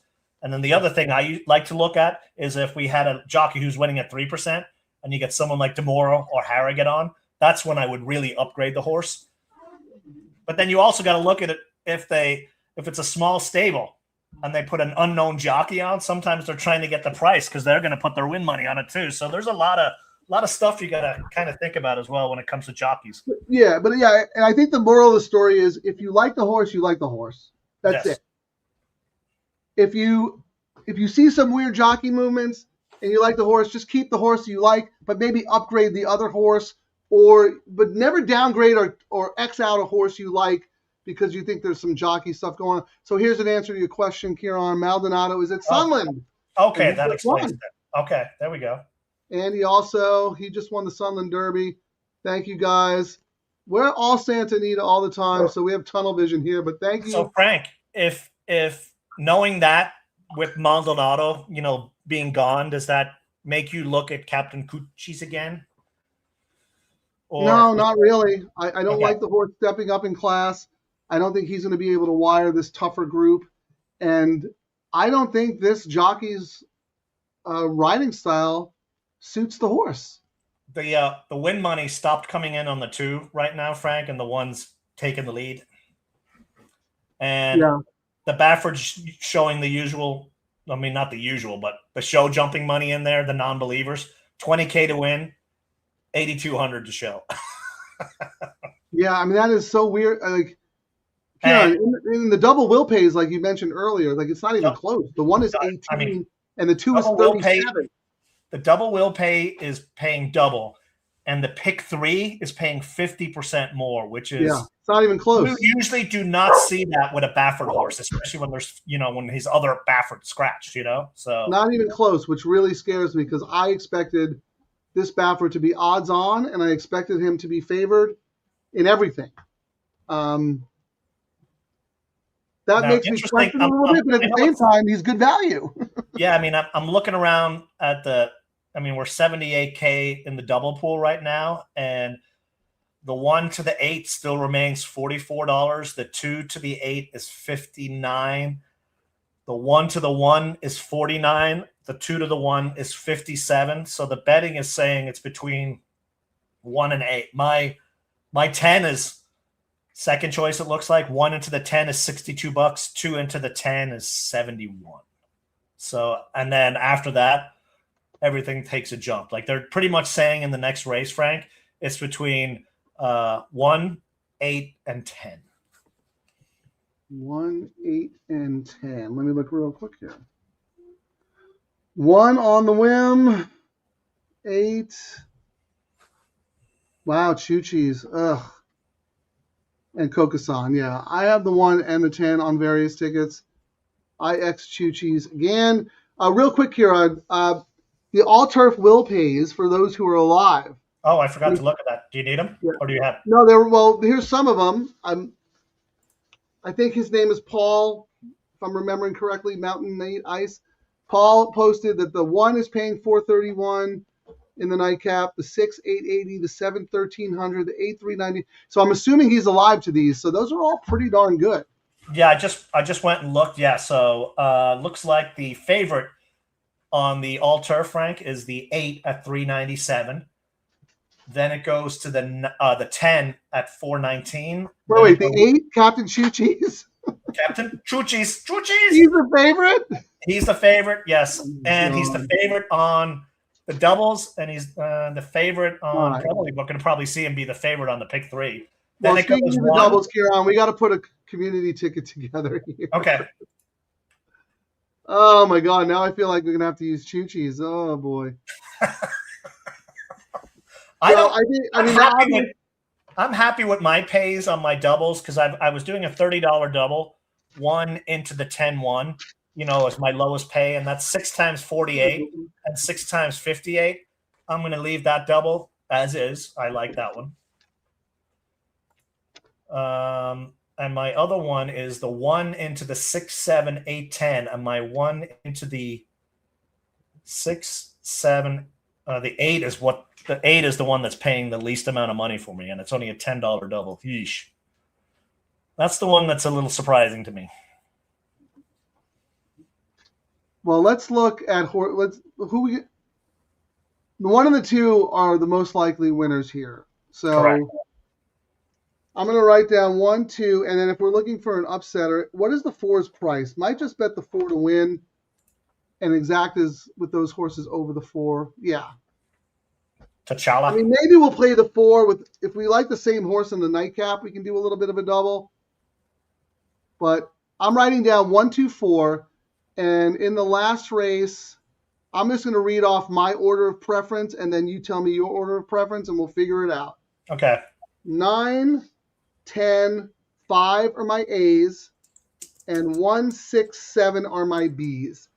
What is your order of preference? My order of preference is 10, 1, 6, 7, 8. All right. Well, 10 definitely, because that's my second and your first. You have the 1 second. I have the 1 fourth. That's funny. Your second, third, and fourth choices are my Bs. You don't have the 9 at all. No. Do you want to look at the 9? Yeah, I'm gonna see who won. Amplitude, is that? Yes.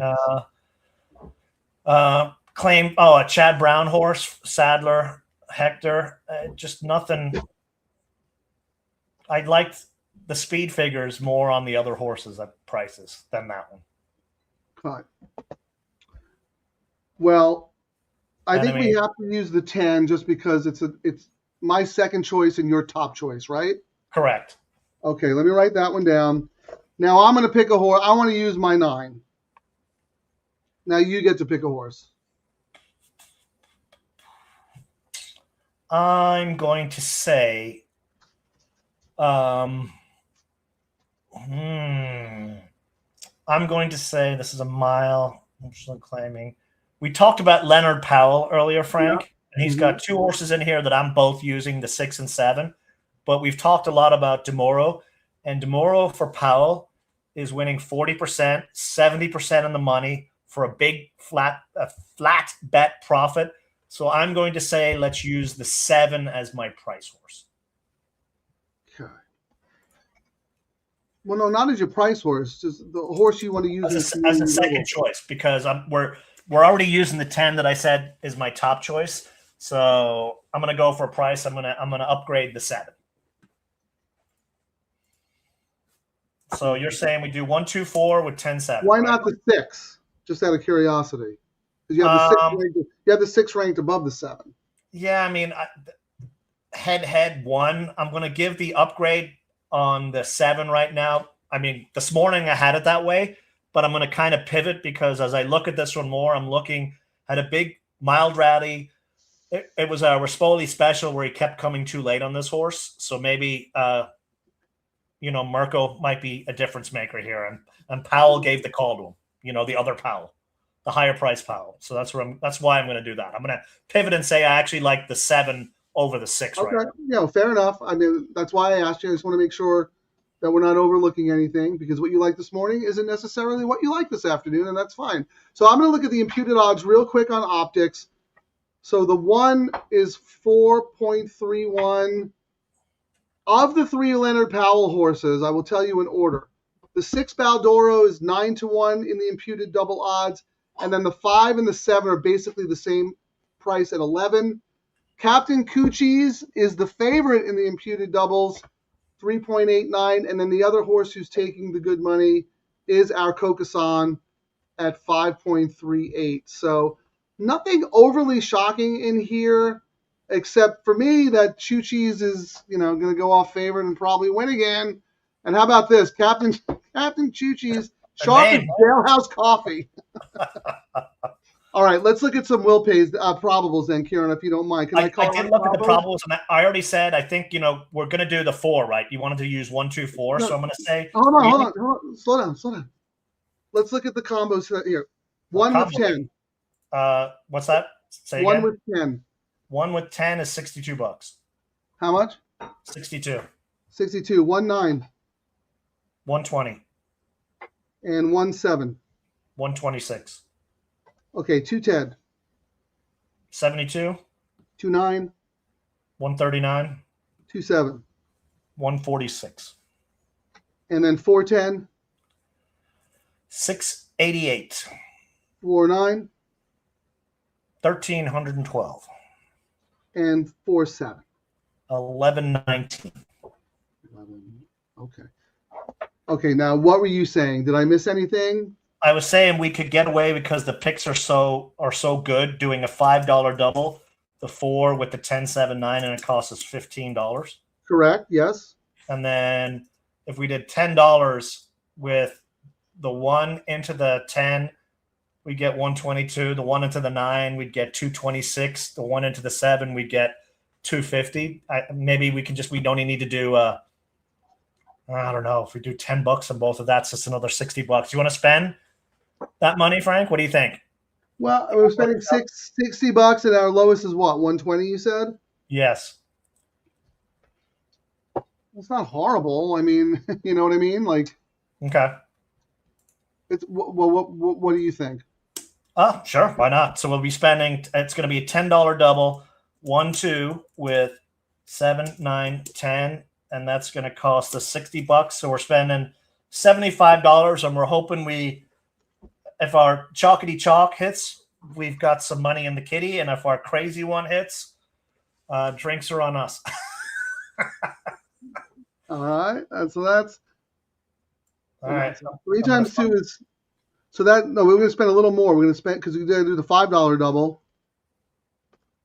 4 with 10, 9, 7, right? Yeah, $5 double, 4 with 7, 9, 10. That's $15. And the other one's 60. Double. Huh?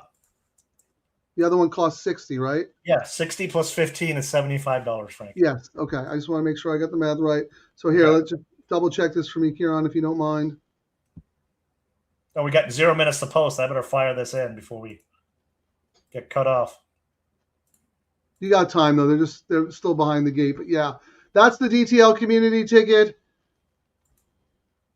I have to think we're going to get out alive here, and then we'll regroup and see. I'm going to do a little win bet, and I'm going to split this with you just for fun, Ciaran. If I win, you win. I'm going to do a small little win bet on smooth cruising.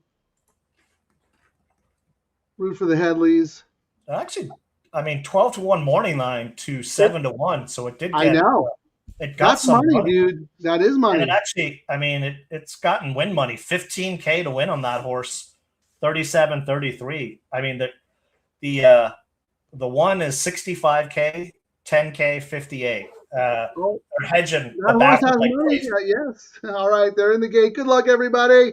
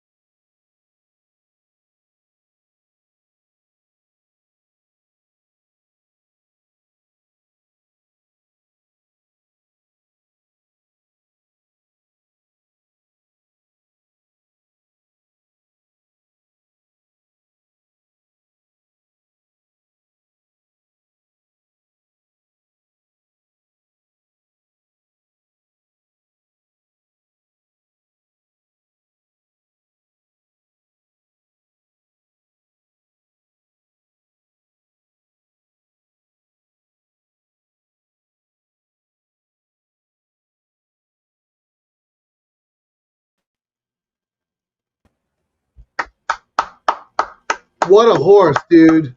Nice horse indeed. And you were absolutely right. Single. Nice. Wow. Horse. What a nice horse. And did it a different way. Yes. And if you're like, you hear us talk a lot of times about taking notes and whatnot, and whatever site you use, you can usually put notes in, but that's something you like seeing. Like it wins a race a different way. You always want to see that, because then you never know where the post is going to draw going forward. So you like to see a horse that has versatility. That's great. For a speed horse at the rail to do what that horse did, taking the kickback, Yep. boxed in, you got a Baffert potential monster in front. I mean, like, that is so impressive. That was a great race. That is a horse to watch for sure. Not if you weren't already. I was, but you know what I mean? Oh yeah. I know this horse is definitely. But now finally steps out of the Calbred ranks, right? Yes. And that's when you're always worried. Will they still be the real deal when they step out? Yeah, this horse is. And look, this horse. I mean, the horse is one down the hill. Horse is 1 at 7 furlongs. Now beats Open Company. A Baffert horse. It's a nice Baffert horse. Really nice Baffert horse. Crushed that horse. I'll tell you who ran really well. The 5.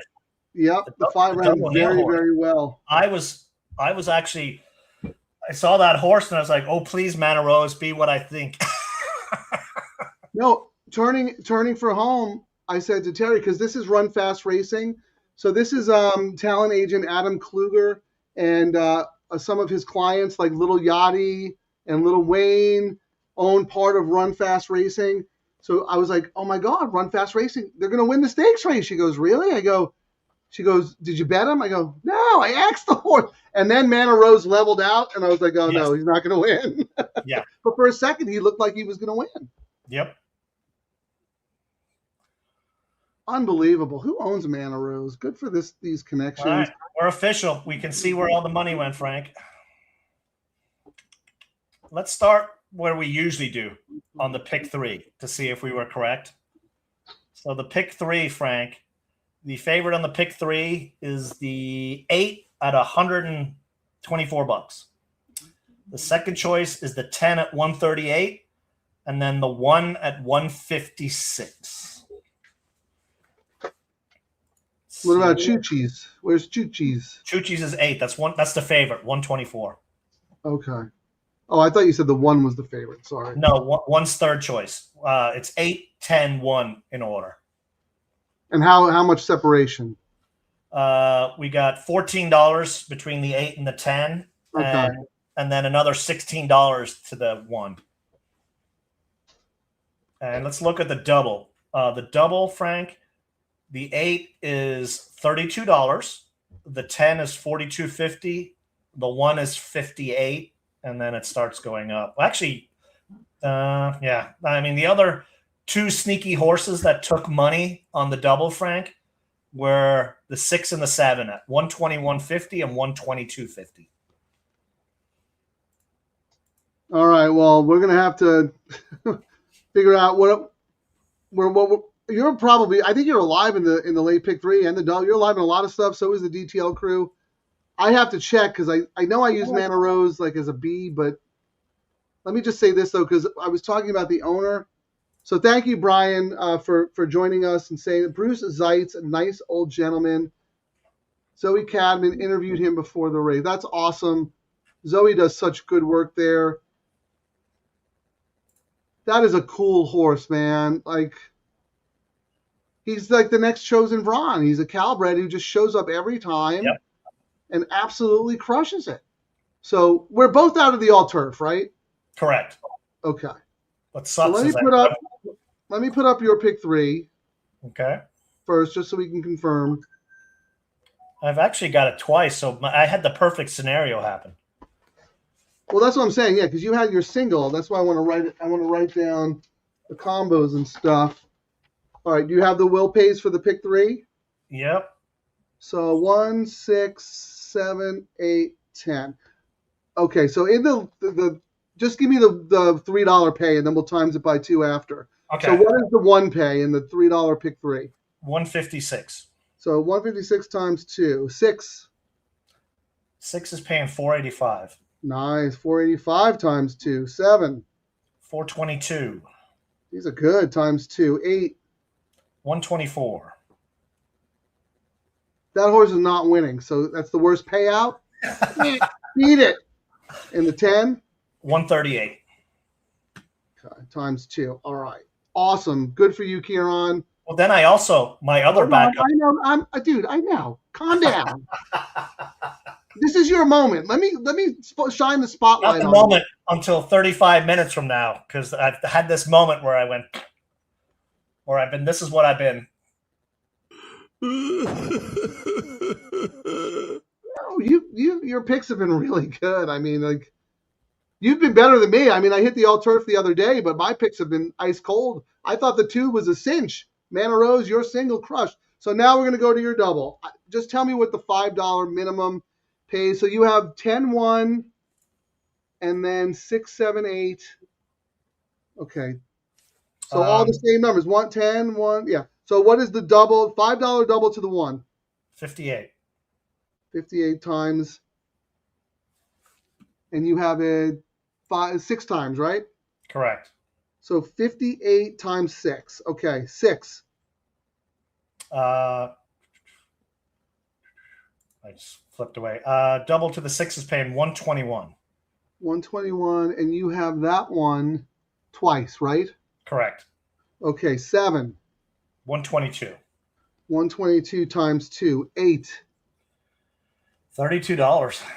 32 times 2, and the 10. 42.50. 42 times 2. Actually, the 10 I have 6 times as well, Frank. Oh, that's right. You're right. I'm sorry. Yeah. And before we shine the spotlight entirely on you, the DTL crew is alive too. Hold on.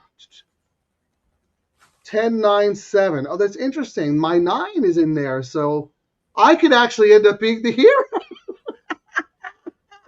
All right, so 1-7. The double to the 7 is 122 times 2.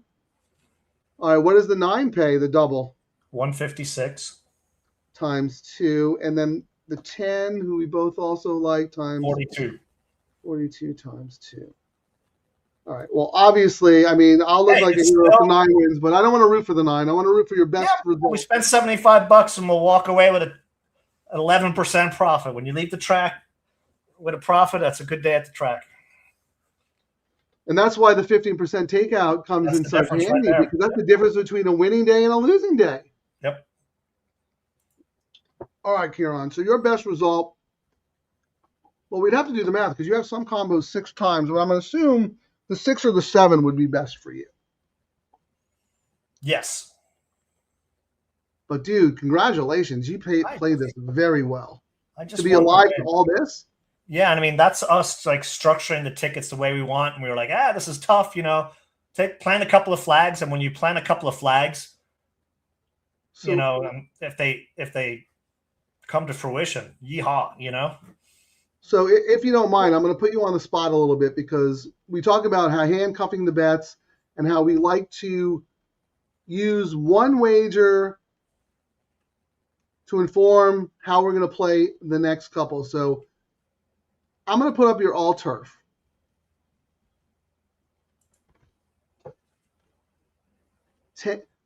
That's right. You had a strong opinion in the first leg of the all turf with the 10, and then you came back on your B ticket with the 8 and the 6. Didn't work out. Nope. But talk to me about the middle leg and the last leg, because it looks like on your A ticket, every horse that you use in the all turf, you are now alive to in your late pick 3 and your double as well. Correct. And then you also have your B ticket, which is alive to your top 2 choices in that combination. So what was your thought process going in, knowing the fact that we thought it was a tough sequence and that the last race was super competitive? I thought I was going to take a swing. I didn't like any other horses. Actually, the backup, I was originally just going to go with that first ticket, Frank, for $60.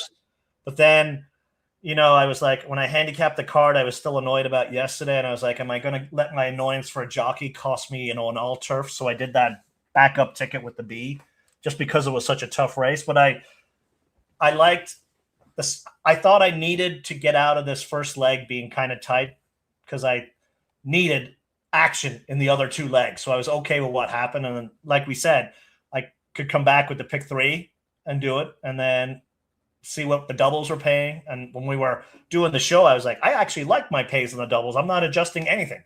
But it might have been a different case. I might have been going, whoa, I'm getting paid really, really crappy. I gotta hedge a little bit more. You know what? It's funny. We took opposite approaches. Obviously, yours worked out better because you wanted to spread in the second leg and third leg because you thought those races were very, very difficult, and you'd have options because of the late pick 3 and the late double. So you're like, you know what? I'm going to go a little tight here, and if I'm wrong, I'm out. Whatever. I can move forward. I was the opposite. I'm like, I want to get out of this leg, so then I have options in the other legs because I have the winner of the first leg, right? So that was it didn't work out for me because let me show you here in the late pick 3, my opinion was all about the 2. So if the 2 had won, I'd be looking fantastic. right? And that's I mean on the pick threes, that's the beauty. If you can find one of those spots where you can take a swing and you're correct, that spread makes you look like a genius. I mean, you hit one the other day, the all turf, right? And it was a single, and and then your two price horses came in and paid pretty nice. What, 580 or so? Because my single one that allowed me to have that, I think it was like my fourth choice in the nightcap, who ended up winning. So I got a little lucky. I didn't love the horse, but the horse won based on ticket construction. So when we talk about handcuffing bets, this is a perfect example. You can play them many different ways. You can try to spread early, get out, and go tight in the all turf, and then pivot in your late pick 3 and double. Or you can go tight, and if you get kicked out, you get kicked out. So what? You still have 3 more options to come back and play. You're doing the work for the late pick 3 and the late double. You got one more race, and I'm telling you, I mean, yesterday paid big. We are going to see gigantic pays in this all turf. It's just a matter of when, is my opinion. I mean, we haven't seen these crazy races yet.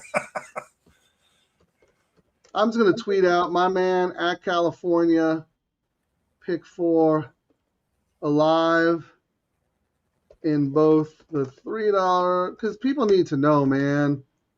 They're not watching the show and playing these bets. They're at a disadvantage. Line both the $3 late pick 3 and $5 double, multiple times to multiple horse, multiple times to multiple. What? The interesting thing, I went to San Anita's X page, and it doesn't show it like it does on your X page. I know. That's the new thing that you said the Twitter thing's all messed up. So, I mean, yours showed up a little bit later, but that doesn't show up on San Anita's, which is bizarre. I think it's because I reposted it.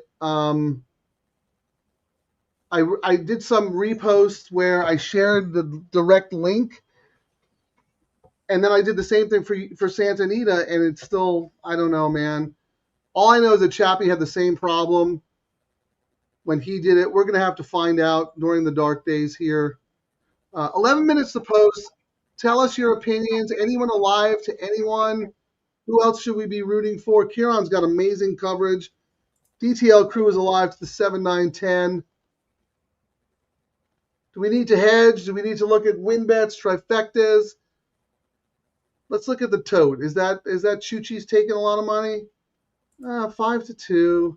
Yeah, I mean, 15K, but it was a lot of the early money. The 10 is slowly creeping up, and the 10 is more stacked for the win money, Frank. There's a lot of hedging on the 8, for place. And the money coming in the 10 is like, we're winning.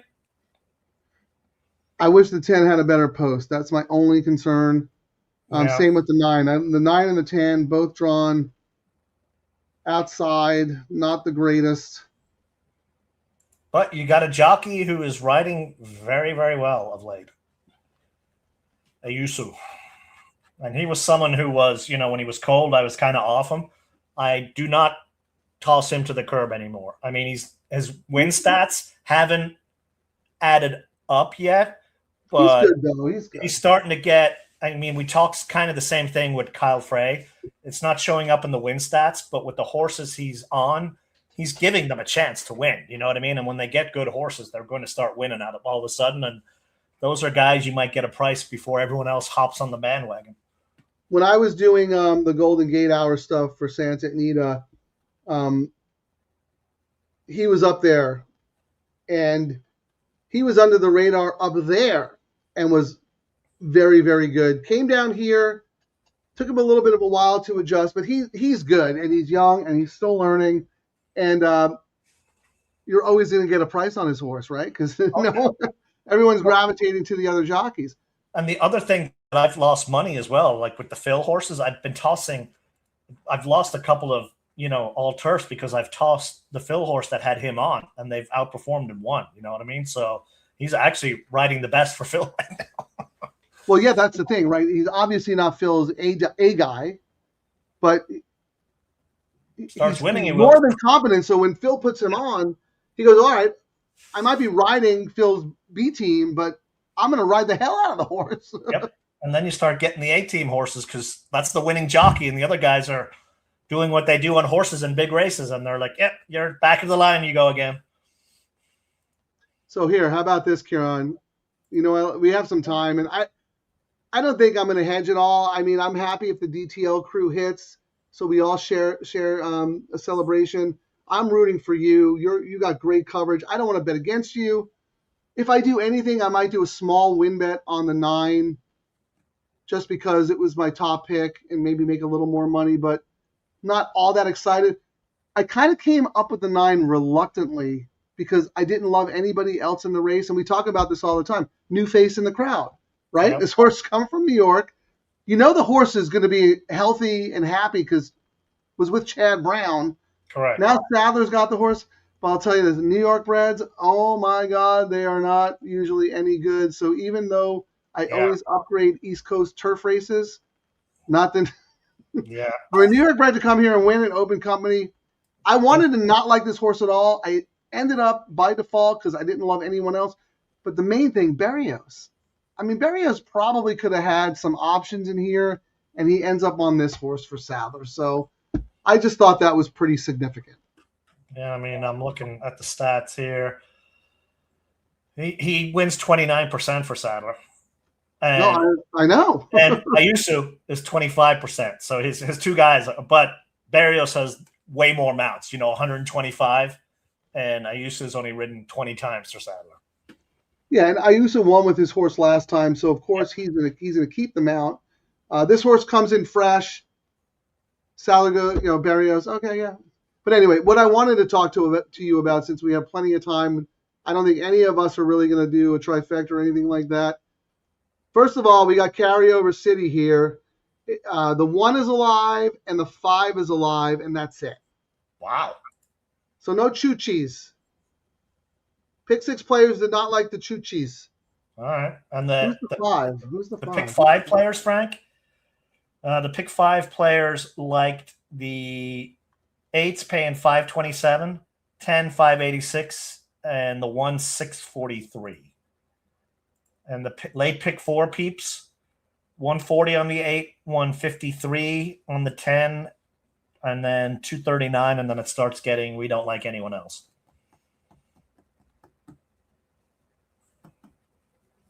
What I really wanted to talk to you about, Ciaran, Okay. pool sizes. Oh, okay. I don't even want to play a guessing game. I'm just going to come out and tell you. All right. Today's late pick 3 pool, $356,000. Wow. 350. Let me say that again. 356,000. If you don't know if that's good or bad, I'm telling you now. That's pick that 4 off type of money. game. Is that the biggest one so far? Because I know there was the biggest one recently, right? I'll have to ask Quigley because he'll probably tweet it out if it is. But I don't remember there one being that 300. Dude, that is insane. And I'm going to look and see what it was. Last year was the 16th. Let me see what it was last year. We had 10 races last year, so we even had more races last year. And last year, the $3 pick 3. Oh, wait, where is it? $3 pick 3 last year was $174,000, Frank. Up, Which is great. Don't get me wrong. That's fantastic. so it's up 100%, Frank. Wow. So while you have that up, let me tell you the double. The double's fantastic too. But when I look at it compared to the pick 3, I'm like, oh, tiddlywinks. 237,000. 190 last year. Which also is fantastic. That's fantastic. Yep. What was the DTL old Crew, thank you so much. Our Yep. voices are being heard. And let me tell you right now, the bigger these pools grow, the more high minimum, low takeout wagers for retail players like us the tracks will implement. You You're have gonna to start take a step back before you take two steps forward. And You're we're gonna see taking.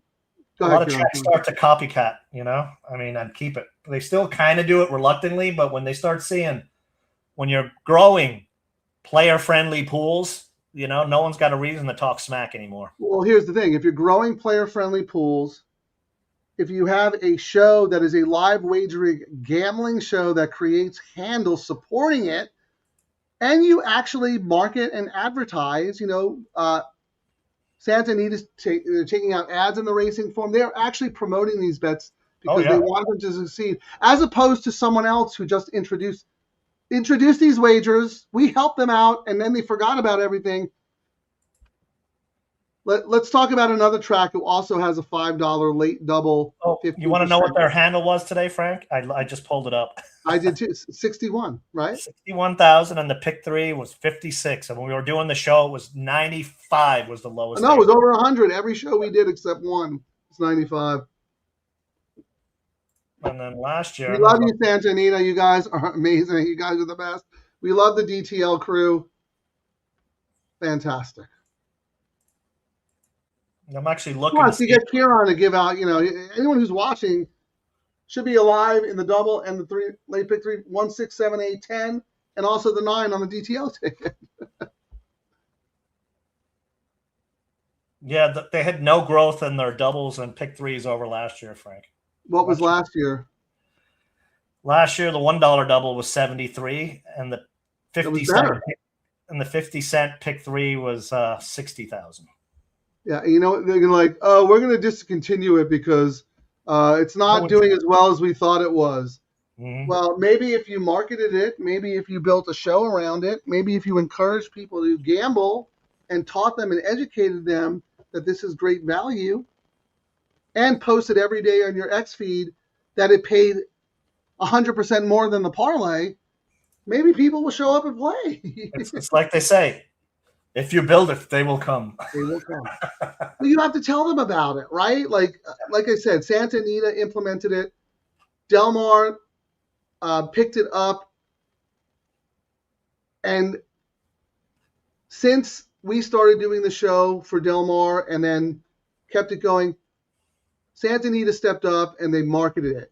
We're on their channel because they know that this is important information for players. If we want to grow these pools, you can't just introduce a bet and forget about it. I mean, it's insane. And then Quigley yesterday, a big shout out on his live stream. So we probably got some people looking at it more.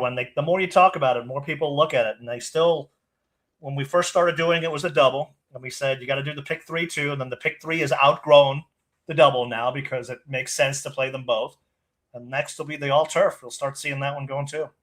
And we have some ideas on how to absolutely grow that. Let me roll through the comments real quick here. So Turf Pick 3, thank you for joining us, had 327K on opening day. So today was better. Here on a nondescript Sunday. What was the pool for the all turf? No, not all turf. Oh. The pick 3 on opening day was 327. So we beat opening day today. And I think that's the one where Tom was like, the best one ever. Yes. So we beat opening day on February, day after Valentine's Day, February 15th, nondescript Sunday. DTL Crew, you guys are the absolute best.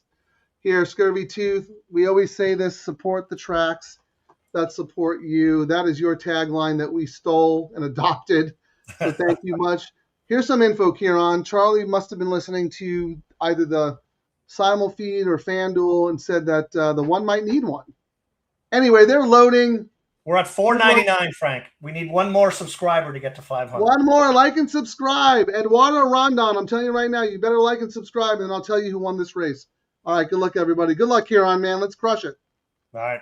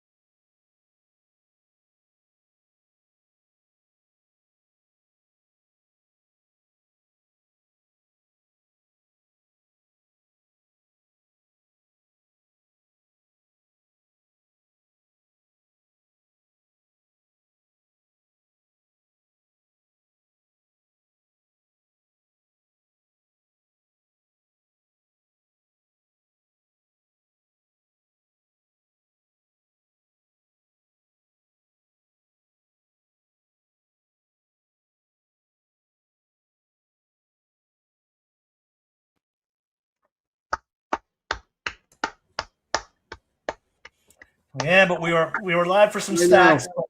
We get what we get. It is what it is. No, the multi-money absolutely told the story. Look, I've been wrong 3 times now about this horse, and I'll probably try to beat the horse again. But hats off to Papa, and hats off to Captain Chooch. He's turning the 6-year-old gelding the best form of the horse's life. I mean, absolutely. And that was not an easy race to win. Like, didn't make the lead this time. Had to sit off the pace. Yep. Sat second, don't get me wrong, but had just enough in the last 16th to fend off everybody who was running late. Wow. What a cool horse, man. What a cool horse. So, Ciaran, that was the 8, right? So, twice in the pick 3. And only twice, yeah. Well, that's twice in the double. I lost money essentially by having the winner. Oh well. Yeah, but you know what? At least the pick 3 paid $250, and then I add another $60. I get to fight another day. Ammo for Friday. It is not your fault that all the smart money was on Chuchi. That was a tough race. The morning line was like 4-1, then like 5-1, 5-1, 6-1. The money had that horse. The multis had that horse at like 7-5. Tiago did the 1 no favors being so far back. I thought Diego on the 6 was gonna swoop. It was just too late again on that one as well. Yeah, I mean, we know that when the rails are out, it's very tough to make up a lot of ground in the lane, and speed horses hold on a little bit more. But I don't know. I don't think it really mattered. Chuchi's is just in an unbelievable form right now. And then the 10 ended up going favored, Frank, with all the late money that came in. Yeah, the 10 should have been favored. And it really had no excuses. It just didn't fire today. The 1, the 10, those horses should have been shorter than Chuchi's, moving up in class like that. The multis told the story. They bet that horse like the horse should have been 8-5, and the horse won like 8-5. I mean, really, really nice performance. I mean, they haven't shown the race replay yet because they're still waiting for the 9 to finish the race, Frank. Well, him and Gold Phoenix they're going to catch the same Uber. Yeah, I want Frey back on Gold, or even Ayusa. Someone else. But the one riskily. From what I was hearing yesterday, Tom was telling me they've not had a lot of updates, but a long road to recovery is what the word is, unfortunately. Yeah, that is very well. You know what? You might get Giroux. How about that? He's riding well out here. He's hungry. I like it. Maybe, yeah. Ciaran and I always talk about how we always root. We like to root for trainers and jockeys who come out to the West Coast for whatever reason. If they're trying to restart their career, or if they're young and trying to make their name for themselves, coming out to the best circuit in America to try and compete at the highest level. Kudos for them when they do it, Yeah. This is a tough jockey colony now. I mean, I know Rispoli's out with an injury, but really, really, how about this, Cal? I'll let you answer this question. You read that? Read that out loud. 861310. Can you read that? I'll read it. Does someone do a show like you guys for Oaklawn? We did. They gave us. We were in constant contact with them, and then crickets, because they were doing it themselves. So we're like, all right, fine. Adios. California money back to California. And if you look at the numbers that we helped them put up from the handle perspective compared to what they're doing now, it's amazing that no one else besides Santa Anita, who's supporting the show, and Del Mar treat horse racing like a gambling game. Yeah, first and foremost, this is a gambling game. Anyway. Nope, I was trying to look for it. So when we did that other track in Kentucky as well, that first Friday when we did it, and then everyone tweeting on the East Coast on Twitter going, what's with these numbers? Where did this money come from? We're like, it's the California money, guys, at DTL Crew. Yeah, Rolling and then in. no, and I'm gonna say the name of the track because I really don't care. Churchill was like, "Oh man, this bet's successful, and it's only 15% takeout. Cancel. We're not gonna Without even saying it anymore." I had to jump in and see that they actually did cancel it, which was pretty sad. But don't worry, they've got contests for you with 12 people.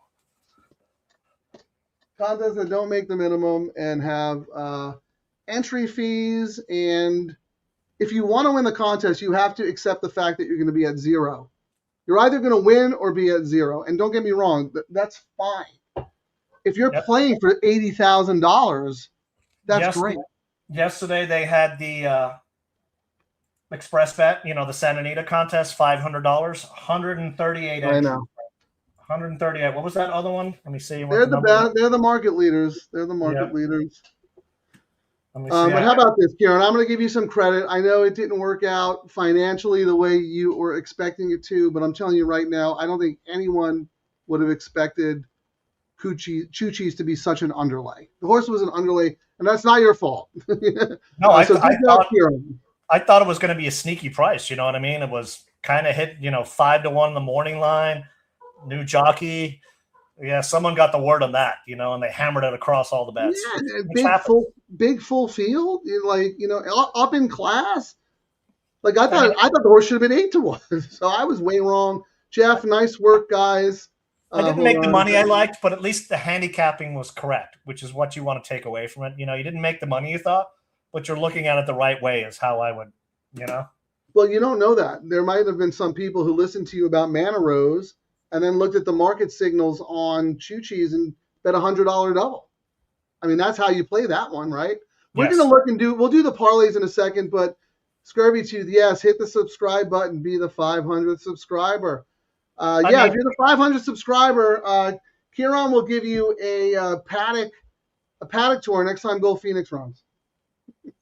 He's actually racing in March, and I might skip the race and watch from home to see if that. Yeah, maybe you're the problem. You might be the mush. It could be. I mean, Radar Rob yesterday, I had because you know how we all in the Eddie Logan do the bets on Los Al at the end. I gave Shannon the money to do the bet with Radar Rob because I'm the mush, and of course they won. Yeah, I think that's that's it. But I actually don't believe. I don't think you're the mush. But I think we did mess up the Grigri with the. Got the email. Billy just sent out the email now, Frank. So I'm reading it with you guys. The question on Gold Phoenix literally just hit the inbox. I really don't have the answer. Gold Phoenix come out of the race in great shape, and Phil is still scratching his head this morning. I think the wide trip didn't help, but I really don't know why he didn't fire. Yeah, Someone said to me this morning that whenever he works great, like he did coming into the race, he doesn't run well, and when he works poorly in the morning, he runs great. He laughed at that and said, "Who knows?" But I mean, he worked great. One of the things, like what Tom Quigley's well known for, especially down at Del Mar, is his paddock picks, how the horses look in the paddock. And I even texted Frank yesterday. In all my years of watching Gold Phoenix races, he looked like a champion yesterday. So it really is a surprise. And he doesn't look like he raced. Being out, he likes to be covered up. I mean, the positive is when he's back for the San Luis in March, he'll probably be higher priced than what he should, but we'll see. I think it's very simple. KK did him zero favors. Oh, no. None. Excuse afterwards was... Mm-hmm. The horse, even though the horse was looking good, and I think the horse came back too soon, and I think the horse was working too fast. He's never done that. He's never done that before. You know what I mean? Like, he's too keen. Like, give him some more time off. Has he ever come back that early after a monster effort like he did in the Breeders' Cup?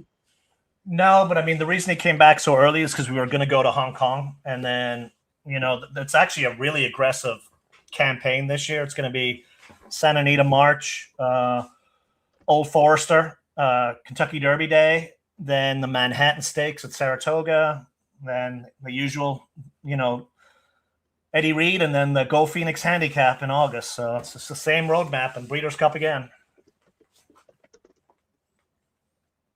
Well, Does as not long as the look horse like came out of the race okay, and look, he's lost races before, Oh, many times. I mean, and it always looks like he's never run, right? So Yep. I'm sure Yep. he was probably like, "Are you kidding me? This is $100,000 race. You're insulting me. You're insulting me. Probably. I just ran. I'm running in $1 million races against the best horses in the world, and this is what you do to me." People don't realize champion racehorses know they're champions. They have a different, walk about them. They know they're, the thing. Certain horses are pack animals. They don't like to pass horses. We kind of call it out a lot of times. We're like, yeah, this horse just likes being second all the time, and they end up being second all the time because they don't have the eye of the tiger. All right, you ready to do the win parlays, Frank, before we let everyone go? I am. Hold on one second. Let me get there. Yeah, as long as the horse came out fine, he'll be fine. Yep. No, they're not machines. They're not machines. All right, give me 1 second here. I just want to go real quick. Thank you, John. People subscribe. And just one more comment since we were on Gold Phoenix. The Breeders' Cup bounce is real. I agree. This is the first time he came back so soon after. And look, it might look like he finished fifth in the Breeders' Cup, but he probably should have finished second. So that was a monster race. He should have been second again. I mean, when I was on Tom's show yesterday, I said, if you look back at every single race that he's run, not one, no pace. I mean, even Truly Quality, who I thought, would have gone as well. And I think you said it, that's another horse that got a really bad ride as well, but no pace. You can't, sometimes you want them to create pace, but he needs someone to run it. Yeah. And you know what? I mean, he also probably wants a little more distance too, which he is can run all day. Next month. I think it's a mile and a half, the San Luis, I believe. He'll be fine. He's an awesome horse, man. I'm bummed for you. My picks were terrible yesterday. I think we broke a mirror on the Friday the 13th show, but I think you exercised the demon. Even though we didn't make money, you had the winners, gave out the double, you gave out the late pick 3, and the DTL crew loves you, Ciaran. We all love you. All right, let's do it. Tom did just tweet out, by the way, biggest pick 3 pool ever. Yep. Ever. Coincidence that you were just on his show yesterday talking about it, promoting it? Yeah. Coincidence? I don't think so. Shocking. People, there's probably still people who don't know about the bet because so many people don't know about it. How many people look at the program and they just assume every time they've done it, like they do it early in the day and it's a $1, and sometimes you just don't notice the subtle change that it's $3 now. And I'm not doing that bet. It's $3. Why is it $3? Until they find out, they're like, ooh, I'm getting paid more money than I should. Oh, okay. You'd be surprised how many people don't know. They don't. You have to aggressively market these bets. But not only that, you have to educate the average player. And it's no fault of the average player because takeout information is not easy to find. And, No. back in the day before the computers manipulated and made the markets more efficient, it didn't matter that. I mean, it always matters, but it didn't matter nearly as much as it does today. So a lot of people are not conditioned to even think about it. So hats off to the DTL crew. Hats off to Santa Anita. And how about this? Whoever our 500 subscriber was, please join the chat. Please join the chat. Ciaran's going to send you that surfboard in the back. Yeah. You got to pay for shipping. $5,000 for shipping. We crossed it, Frank. We're 501. Oh, Finally. Terry, thank you. DTL crew, thank you. And whoever signed up and subscribed, we thank you and we love you guys. All right. $3 win parlay. Now we got to get it 1,000. Actually, we should be at 7,000 versus some of these other shows. I mean, it's growing slowly, but it's growing. Are you ready? $12. Yep. $12.40, sorry. This is the late pick 3? Correct. $12.40. with $4, Yep. with $8. Okay, $3 win parlay with horses that pay 12.44 and 8.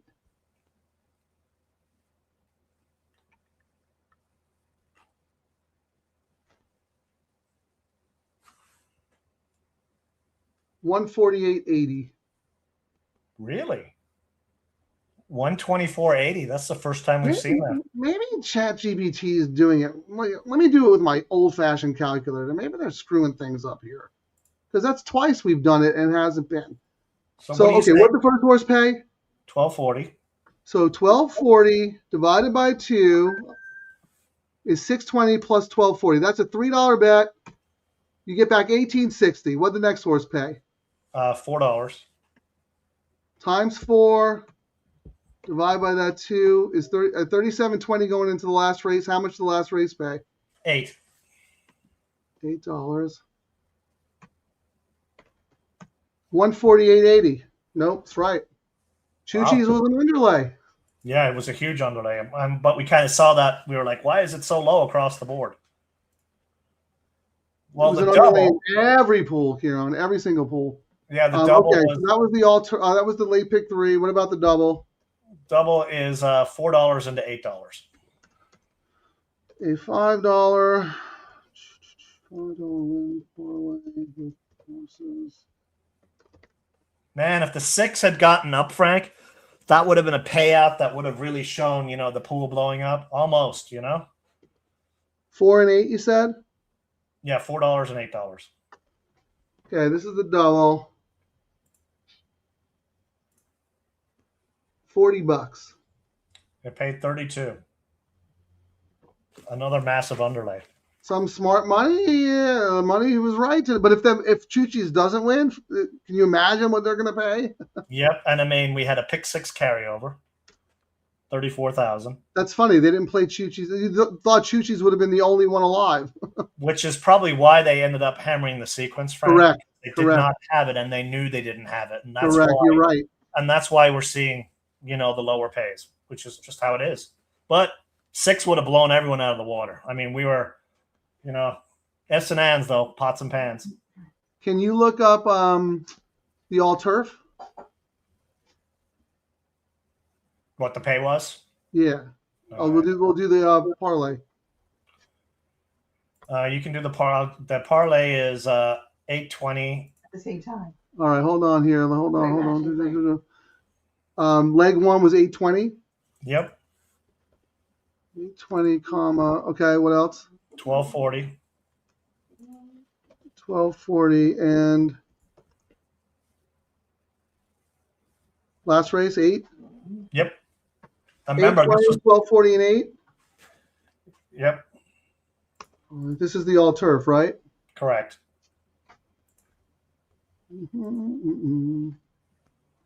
305. How much? 305. It paid $397. There you go. All turf. And that's so that's You're right. Early in the day, they didn't have Choo-Chee's. They didn't have the pick 6 or the all turf. And that's when they pivoted. And we got to see the pivot. So that was their pivot, and the pivot paid. But they could have also gone down in flames as well.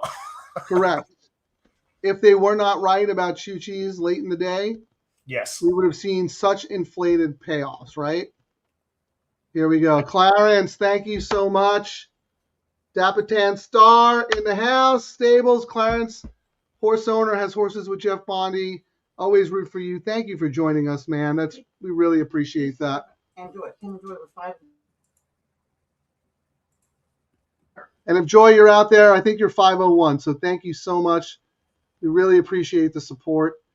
Ciaran, any final thoughts? Anyone else have final thoughts? All I can say is that the pools are crushing it. The money is showing up. If it's right, it's okay. We follow it. But when it's wrong, you're looking at monster payouts. we had 94,000 in the all turf. Oh wait, yeah, the turf pick 3 today, Frank. 94. Yep. That's pretty good. We got to get that up to 100 consistently. Yep. Right. That's what we coming. want. It's coming. We just need a few more big pays, and that's what lit up the pick 3. You know what I mean? People and then people were like, well, then I can come back and fix my errors in the double. You know, they're going to figure out as well they're going to be able to fix their errors in the all turf and do the same with the other two bets. That is a big part of it. The other part is you have to link the sequences together, right? Yes. Your idea of putting a $5 double as part of the bridge between the all turf and the late pick 3 will get people to play those bets the same way they play the last 3 races, right? Surf and dirt. Surf and dirt dirt. special. All right, I'm going to leave with that. Any final comments, Ciaran, before we close out here? Good job today, man. Yeah, we didn't get paid what we should have got paid, but it was just a little bit more luck. But the handicapping's there. You can't argue when you're correct and you get the winners. You know, if it doesn't pay as much, you left the track with money, and that's all that matters. Yeah, I mean, you can't control, late money coming in on a horse who ends up being an underlay. Wasn't the same price in the all turf. That's where the value was today. Or in the pick 6. They didn't have the horse in the pick 6. So I mean, they did what we say we do with our bets. They hedged and leveraged accordingly because they were down in their pick 6. So that's what we talk about doing. You know, when we do these sequences, we look at what our potential pays are and we adjust. We're just doing the same thing they do. So everyone can do it. Love it. Great info. Thank you, DTL Crew. Ciaran, way to get us back on the beam. Follow our Twitter X accounts for more information on when we're coming up next. And if you subscribe and hit your notifications, you will never miss a show or an opportunity to make money. DTL Crew, get out, get up, get paid. Thanks for watching, everyone. Remember to like and subscribe to Double Trouble Live on YouTube. Get out, get up, get paid.